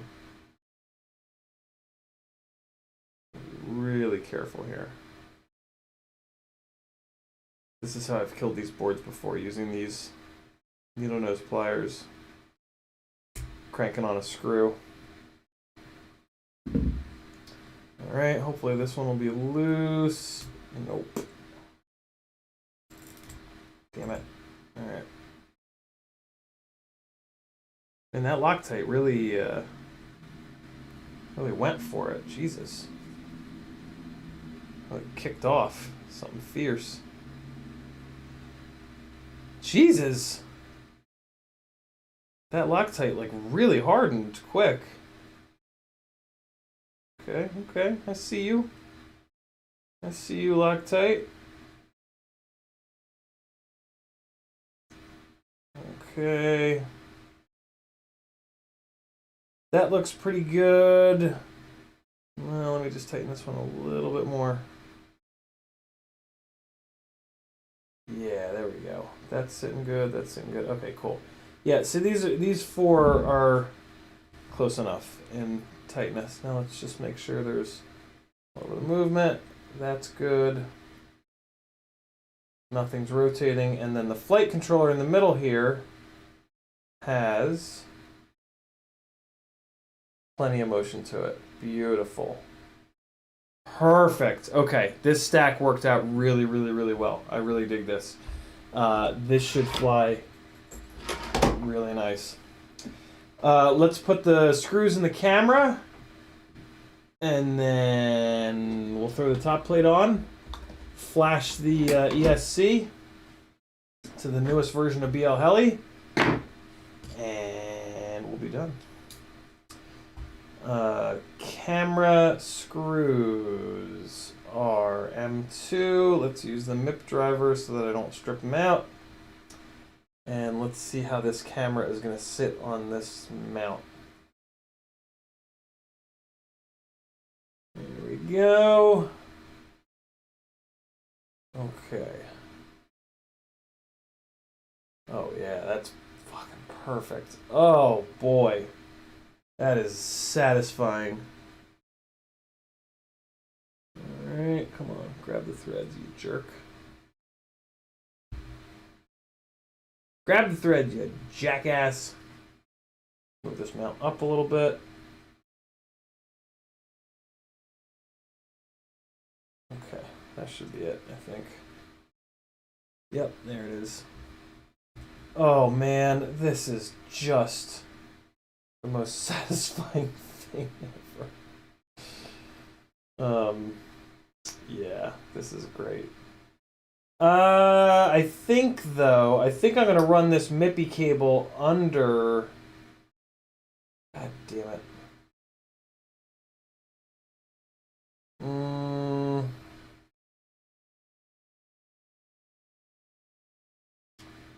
Yeah.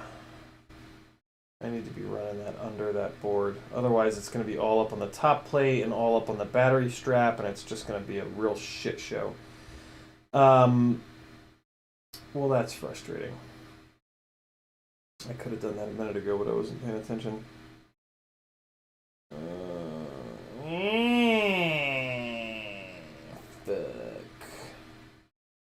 I'm going to take all four of them off. God damn it.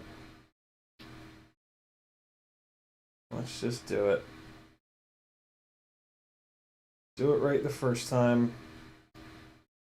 Last thing I need is to rip this MIPI cable out of this goddamn thing as I go pulling on the battery strap or some shit. Alright, this will take but a moment. Just get these guys loosened up really, really, really carefully. Because I've literally destroyed two of these boards doing this exact same thing with these exact same pliers. Alright, that seems to have loosened up.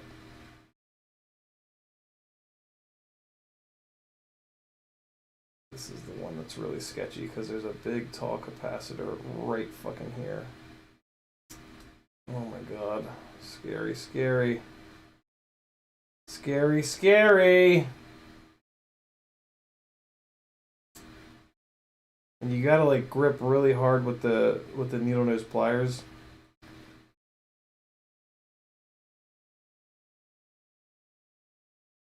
Oh boy, come on. Come on, we got this. One more. One more. We can do this. We can do this. Don't ruin the board. Don't ruin the board. It's gonna be fine. I think that's loose enough. Come on, little friends. Come off of there. Damn you. Oh, yeah. That one's coming. Kevin Sumner, I do not secure the motor wires on the tiny whoops. I just kind of like push them against the part of the frame and just let them kind of hang out. Yeah, I don't fly my tiny whoops outside though, so I'm not like crashing through Scraggle or anything. So yeah, there's really not a situation that's going to catch the motor wires on mine. Roboxon says, please fit. Farts, come on. I have to screw these all the way off, I think. Maybe that's enough. Yeah, there it goes. Okay, cool. And last one here.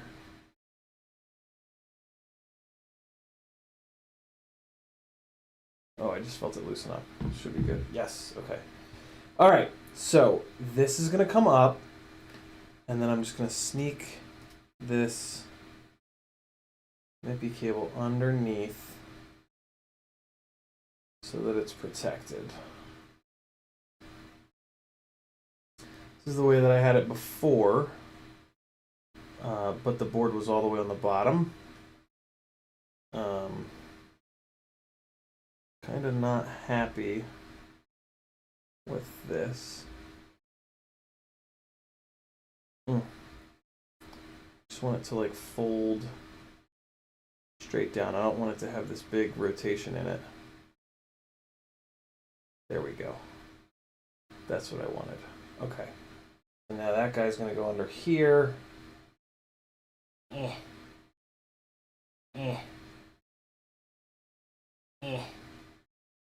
it is. There it is. Or I could put it onto the other side.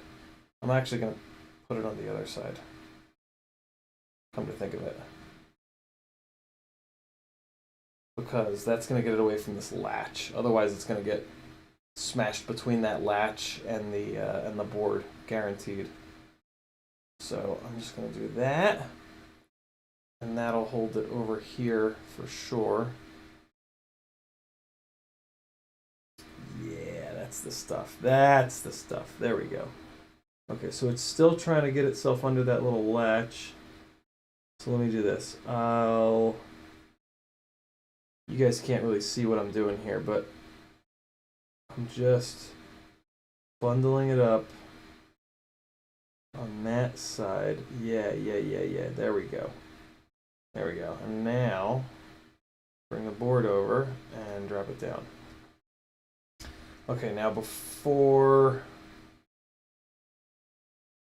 I do anything else, I gotta come in here and I gotta manage this cable again. Yeah, so it's getting all kind of jammed up in there. So let's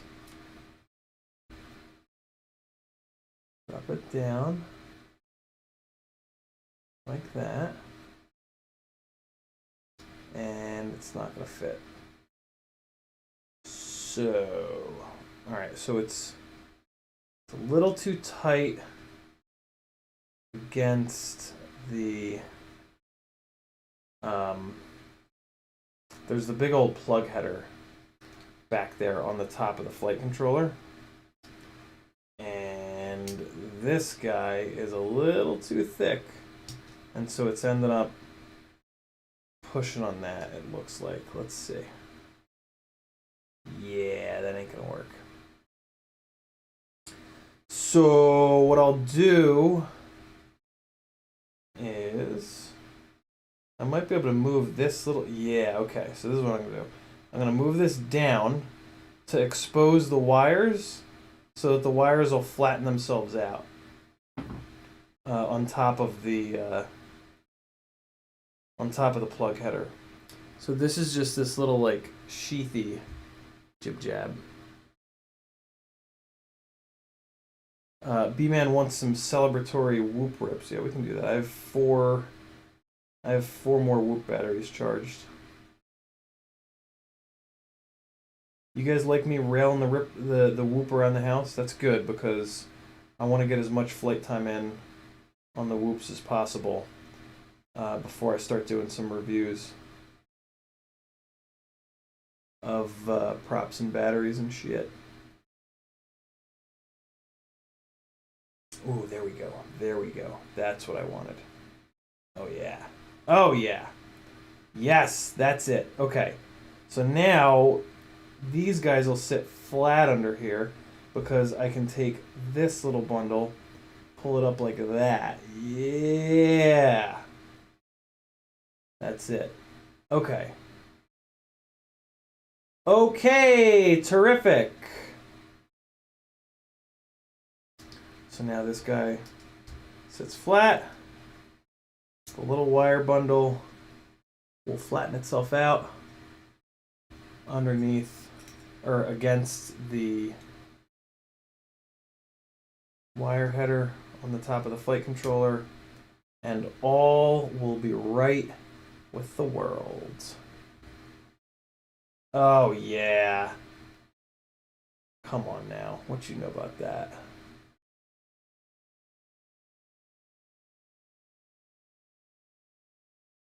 Okay. I love this. This turned out really, really nice. Okay. So that's looking good there. Now we're just going to put these back on, and I bet you they have enough Loctite residue that I can just crank them down and they'll be happy.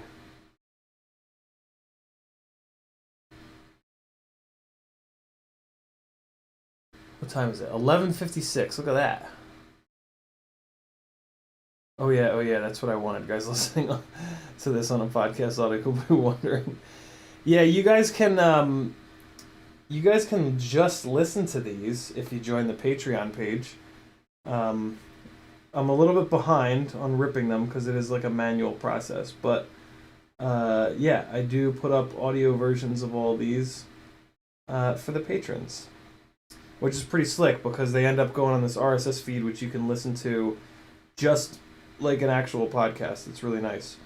It'll play in the background on your phone. You can listen to it, in your pocket. It's pretty slick. So, all right, we got these little guys on here again. And yeah, they do have some tension to them for sure. So the residual Loctite is doing its thing. Let's just get this one is like really grumpy, so I'm gonna have to, and then of course I put it in the exact wrong spot. That sucks, but it's gonna be fine. I'm gonna be careful. I've learned my lesson. Whoopsie.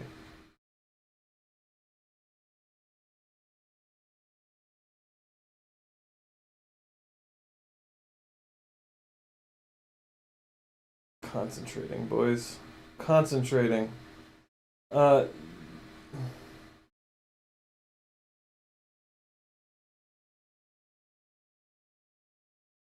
really hard to turn. Just being extra careful. Okay, let me see where that one's at. Yep, that's enough. Good. Next one. That's the really sketchy one, the one that I just did, because there's just a big old capacitor right next to it. That's fine. This one looks fine. Give it another little bit, and then up on the front corner here.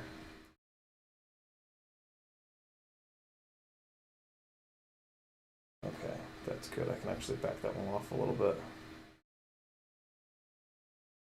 Alright, so that one's good, that one's good, that one's good. Okay, great. Great, great, great. This is set. Still got a little bit of movement. What about this side? Awesome. A little bit of movement. Flight controller, perfect amount of movement on both sides. Hell yeah. More camera screws, top plate, dunzo. We'll even do a test hover because I have some of the, I got some of the T-Motor 3140s in. I'd run out of the damn things. What the hell's going on here? Did that not? Oh, there it goes. Took longer to grab it than I thought. Alright. I pulled the camera way the hell over. What's going on with this? Where you going, camera? Come back. Why is the... Oh, it's hitting on that. Okay. Let's just move it up a little tiny bit. Ah, there we go. There we go. There we go. There we go. There we go. Okay. Now we got this one, and I am gonna have to move this mount up a little bit. And it like it like just barely fits. It's really kind of crazy how tight this all fits, but we're, you know, trying to save every gram possible. Oh boy, just went stabby with the screwdriver there.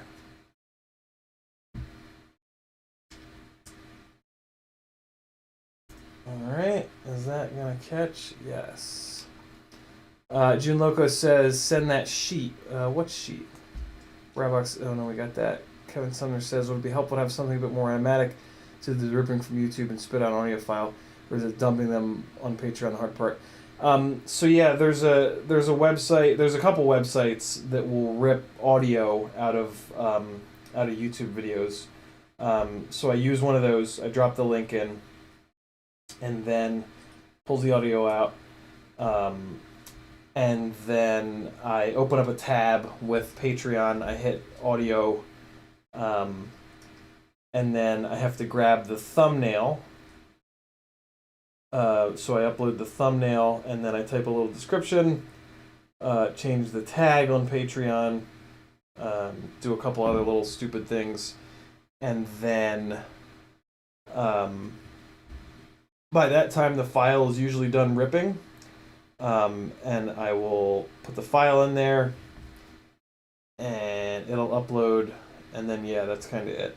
But yeah, it's just click button, move this, click button, move this. It's like, you know, it's not, doesn't take that long, but it takes a little bit of time. So yeah, I mean, if there was a way to automate that process, that'd be great. But it's a lot of like individual, like I don't know how you would really automate that. I would love it if I could. Well, see, no, and I kind of have to do it one at a time. I was about to say I would love it if I could like rip all the live streams at once, but then it would be an organizational nightmare. So it kind of works to just do them one at a time. The other thing is, every one of those Patreon posts that I make sends an email. So like, I would love to just do them all at once, but that would be horrible because you guys would get 7,000 emails. So I try to only do like 5 at a time, and then I forget to do it for a while, and then yeah, that's been the flow recently. So yeah, I just need to remember to do it a little bit more often. Oh man, kidding me? We're still off by like nothing. It's just the top part. I'm actually just gonna file down this little plastic top part of the plastic ring here, and that's gonna be totally fine. Man, this is tight. Good God. Fitting this camera in here is is a little rough on these 28mm standoffs. It's probably worth it to just go up to 30mm standoffs, to be honest with you guys. If you're doing this build, you should just run 30mm standoffs. These 28s are like, it's doable, but like, man, it's close. And there's, you know, 2mm isn't really enough to write home about, if I'm completely honest. But I'll continue to sit here and file this like a complete maniac, because I don't have any 30s that are in any color other than black. And I'll be goddamned if I'm going to have a rig with non-fancy, stock-looking black standoffs. That just ain't happening. Somebody knows what I'm saying out there.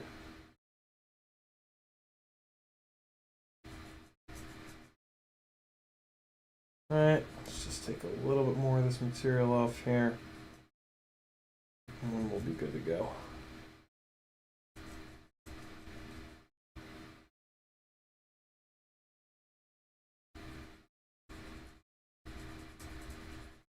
This will have no effect on anything. This is totally fine to be doing this.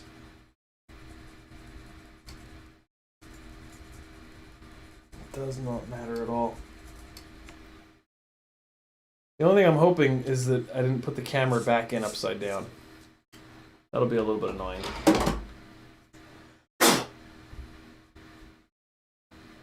Alright, cool.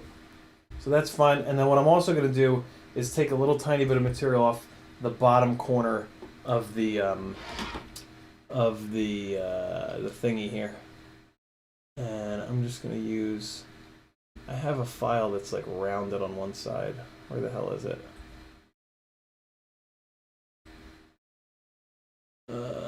Come on. Is that it? No, it's square. There it is. Of course, it's the very last one. Yep. Of course, it's the last one. Yep. Alright, so we're just gonna... And I'm just taking a little bit of carbon off, so I'm not really worried about freezing it.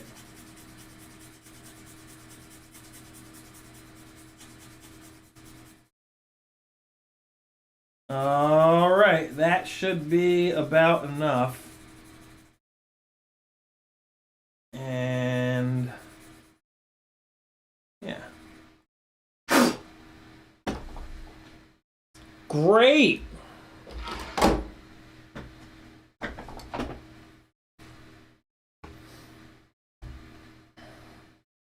See, I just knocked a little bit off from right there.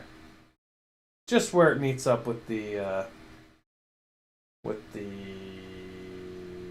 look at that. That's starting to rip. Glad I noticed that. Jesus. Oh no, that's not going... Is that going all the way through? Ooh. Nah, it looks like it's still good. Whatever. It's fine. Everything's fine. It's fine. It's gonna be fine. Hey, there we go. Now we're talking.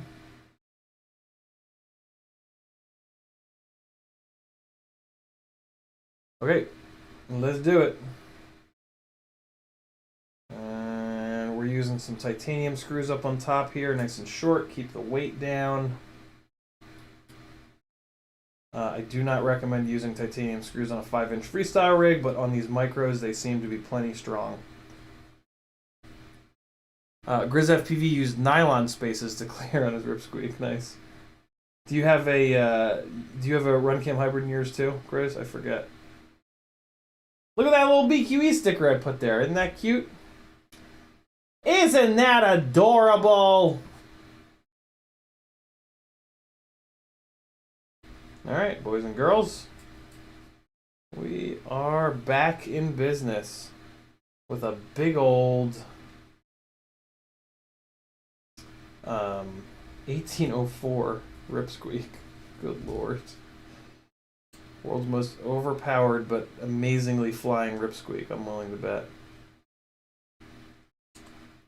And we can try 3.5-inch props on it. So let's see if that works too. I know at least one of you guys has been eagerly awaiting that test. Okay, I'm just gonna run it on 3.5-inch props. Screw it. I'm just gonna put those on it because we want to see if they clear. And I'm very curious how they're gonna fly on this little ass rig. So let's just go straight to those. I'll do those T-Motor 3140s another time.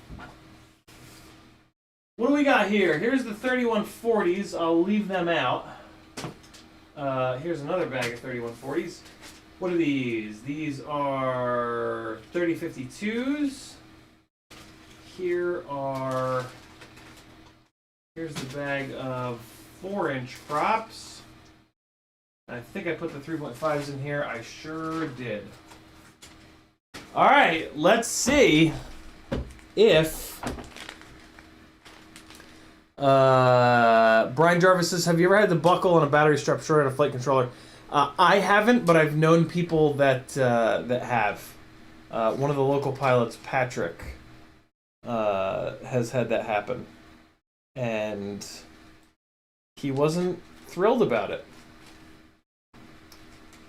In fact, he was quite enraged by it. Rightfully so. I need a high left. Give me a high left. There we go. There's a high left. So let's see. We're just gonna test fit this for the time being. My God, is that close? Okay, so we're good in the rear, and it looks like even as the prop bends up, it'll just barely clear that antenna holder. Look at that. Look how tight that is. Oh my God, it's ridiculous. So yeah, we're good in the rear, and this is the big moment. It's always been good in the rear. The rear has always been fine. The front has been the issue. So let's see. Oh yeah, look at that. Rob Axelson, you are a goddamn genius, my friend. You got it perfect. And then if the prop bends up, it just barely clears it. Good Lord.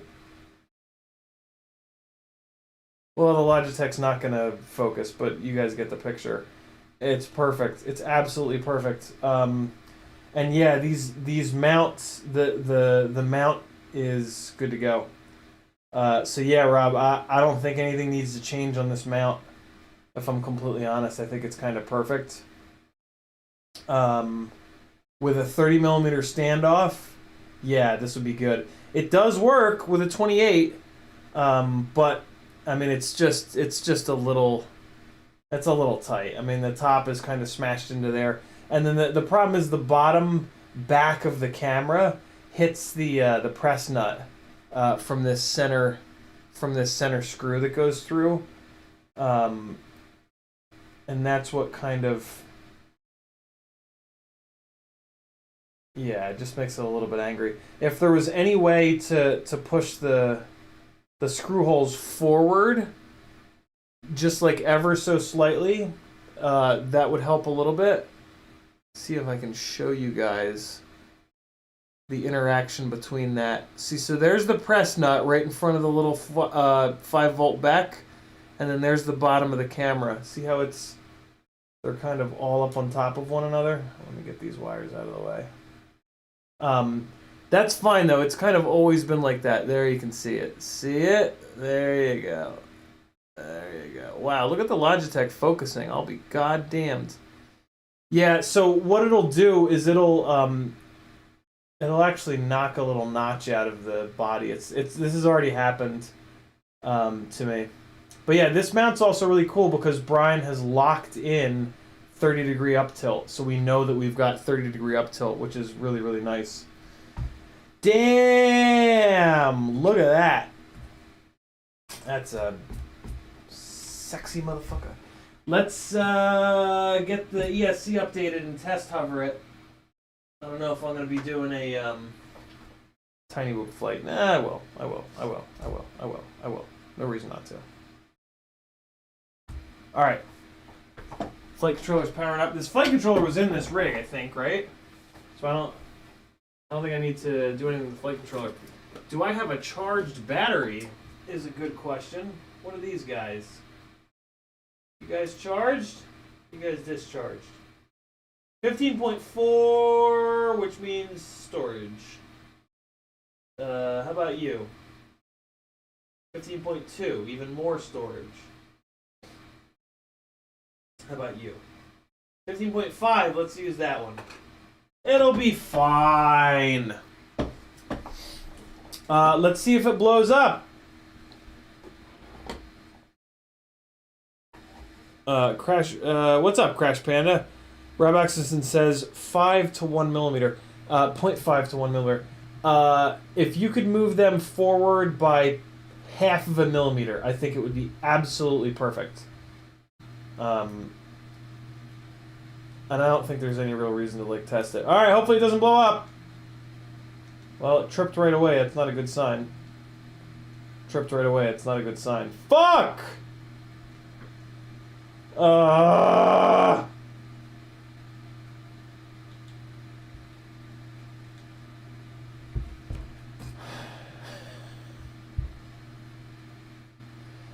Are you kidding me?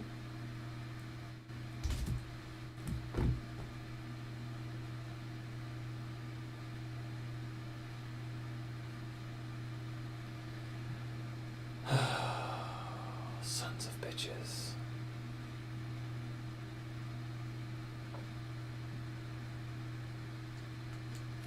Really? Why? Why you gotta do me like that?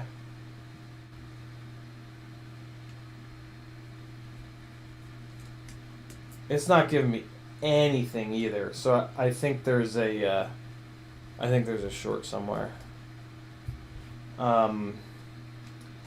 And I don't really know if I have it in me to troubleshoot it here tonight. I think there might be another live stream with this rig in it. Positive, negative.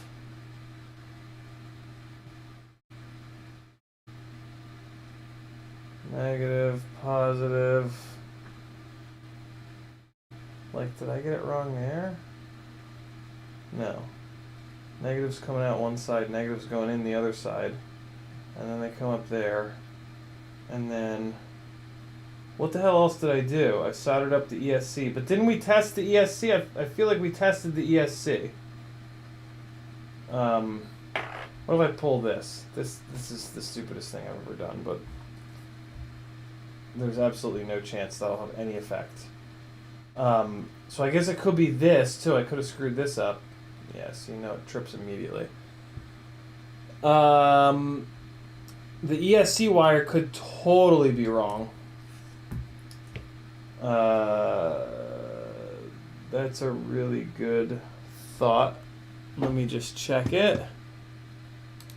Talon wants VBAT on the outside, all the way on the left, and then ground.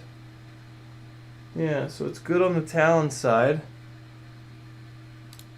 And then on the Mamba, it wants ground all the way out there. Well, so let's do this. Let's unplug the cable from the flight controller, because I can do that without really messing with anything. And then we'll see if we get the first 3 beeps. And then we'll know if the problem is on the ESC or on the flight controller. This will give me the first 3 beeps though, because I think I've already tried this. So let's see. Yep. So the flight controller is shorted. And that's what we're going to fix on a live stream, maybe tomorrow. Maybe tomorrow. I'll jump on and we'll do maybe like a Patreon only. I haven't done one of them in a while. Join the Patreon page if you want to see the troubleshoot on this rig tomorrow. Because this marks the end of tonight's live stream. Once I get caught up on chat, of course. I really like this new monitor setup. This is totally working for me. It's really nice to have you guys over here near the, and then I can just yank it and put it here, and away we go. 諦めんなよ。諦めんなお前。どうしてそこでやめるんだそこで。もう少し頑張ってみろよ。ダメダメダメやめ諦めたら周りのことを思うよ。応援してる人たちのことを思ってるのって。あともうちょっとのところなんだから。俺だってこのマイナス10度のところしじみが取れるって頑張ってんだよ。絶対やってみろ。必ず目標達成できる。だからこそネバーギブアップ。 Look at this. I so much believe in Clam Man that I've already started to take these goddamn things off. I'm wondering if there's something like really obvious. This doesn't make, I feel like it kind of has to do with the wiring harness because I didn't change anything on the flight controller. I mean, I did solder that one wire to it, so I guess I could have bridged pads when I was doing that, but I really, really, really doubt it. So I guess it kind of has to be the harness, but like, I double checked the little wiring harness. I don't really get it.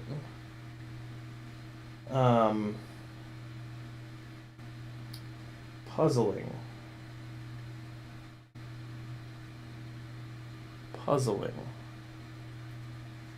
Could be the solder ball. 661, good call. Solder ball could be. Hey, you know what? The ViFly saved this flight controller. So there's yet another ViFly V2 saving quads story. What do you think of that? So what the hell's going on in here? Let's look for that solder ball. Take a quick look here. No, that all looks fine. So there's the video line that I soldered on, and it looks totally fine. So I guess it has to be that cable. Because, yeah, I mean, that's the only thing. Weird. Very weird. I don't get it. I don't get it. Unless that wiring diagram is wrong. Current NC, I can kind of see the pads on the ESC. See if the outside pad is ground. Yep, the outside pad is ground. And yep. What the hell?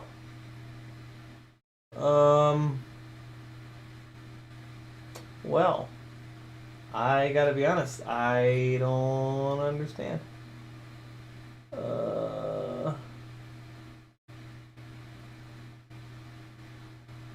I don't get it. Flight controller worked totally fine, and now it doesn't. Wow, weird. Weird.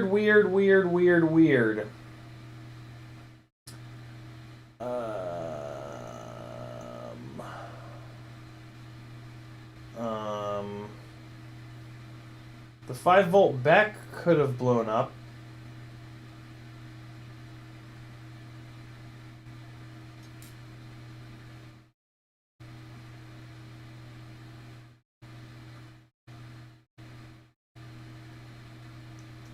Or the shielding on this wire could be shot. Try that. I have a bit of a hunch here. Let me see something real quick.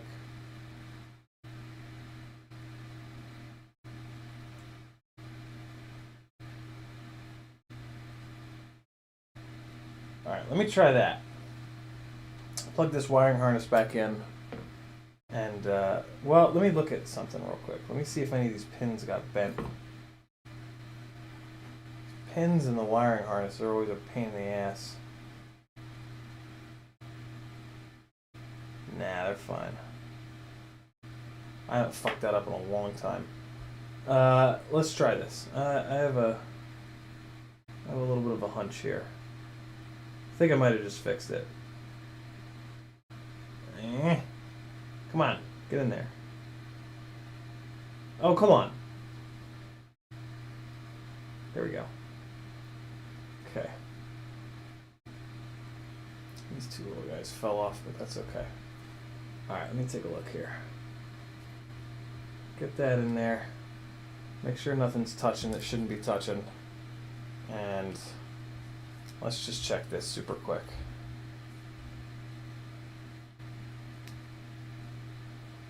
Alright. Plug that in, and let's see. No, I don't want that touching that. No, trips right away. Okay, yeah, there's something else going on. We'll figure it out tomorrow. Patrons, I'll see you tomorrow at some point. We will get this figured out. Weird. Very weird. Very, very weird. I am at a loss. Black is black. And then that's going up to the second pad, or the second port, which is supposed to be ground. And then red is VBAT. That's headed down there. Looks totally fine.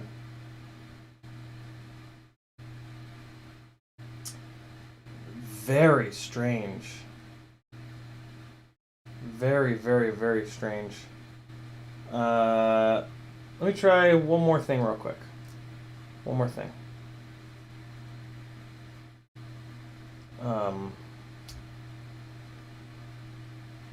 Just gonna desolder the positive line going up to the no, that's not going to do anything. Is it? That won't do anything. Maybe it will. I'll try it anyway. Just a really quick little troubleshoot here. Just basically start disconnecting stuff from the flight controller. So like we know the problem is somewhere on the flight controller. So if you just start disconnecting things that are powered by the flight controller, you can sometimes pretty quickly find it.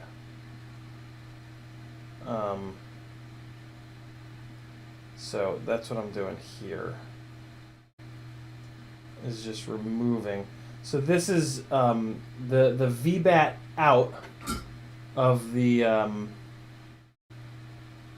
flight controller is going to this external 5-volt BEC, and then that is going to the HD board here, and there's a chance that something in there is blown up. Nope, tripped right away. Okay, so that's not the problem. Alright, well that was just a quick one that I wanted to check on. Well, if you want to see the conclusion, you're going to have to give me $3 whole and join my Patreon. And I mean, you know it's worth it. You know it's worth $3 to find out the mystery of the monster Rip Squeak. Million benefits over there. CiottiFPV.com. Hit the Patreon button. You're gonna love my nuts.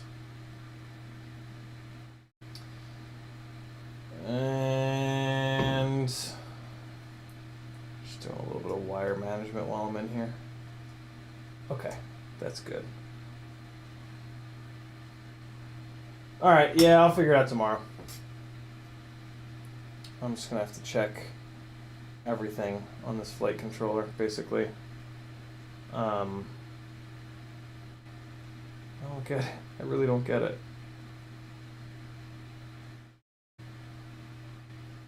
I don't understand why you're angry, flight controller. You were working 10 days ago.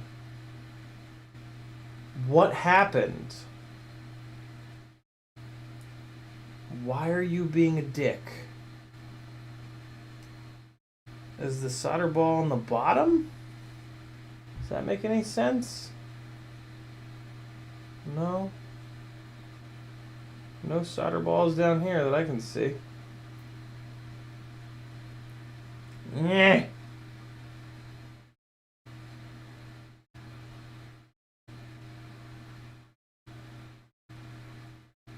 What the shit? It was fine. And the ESC fires? What the hell?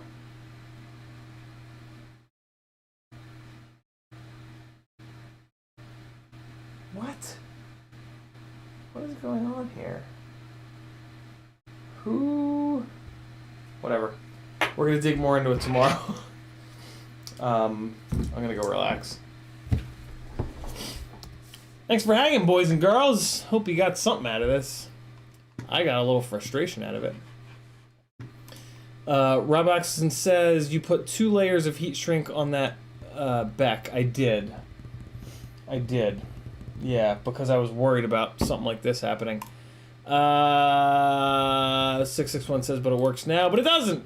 661 says, update on TX16X. Bricked it and unbricked it twice now. There's a bug edge to it. See, this is why. This is one of the reasons I haven't switched to Edge TX, is because it's early. It's really new. There's a bug in Edge TX 2.5 that I downloaded from the GitHub, but it works when I use the Edge TX Flasher program. Rob Axelson says, I bet you wired the plug upside down. I didn't. Metal Dirtskin says, with the cable plugged in, tests continuity from ESC to the VBAP pattern. Yeah, I'll do that tomorrow. Gonna do that tomorrow. Come on back. Oh, I forgot to get all festive with you motherfuckers. Man. There we go. Better late than never. Thanks for hanging out, people. We will troubleshoot tomorrow. See you guys tomorrow. Patreon only stream. I'll post about it on there. You guys will get an email. Be good. Here comes some flying from your buddy.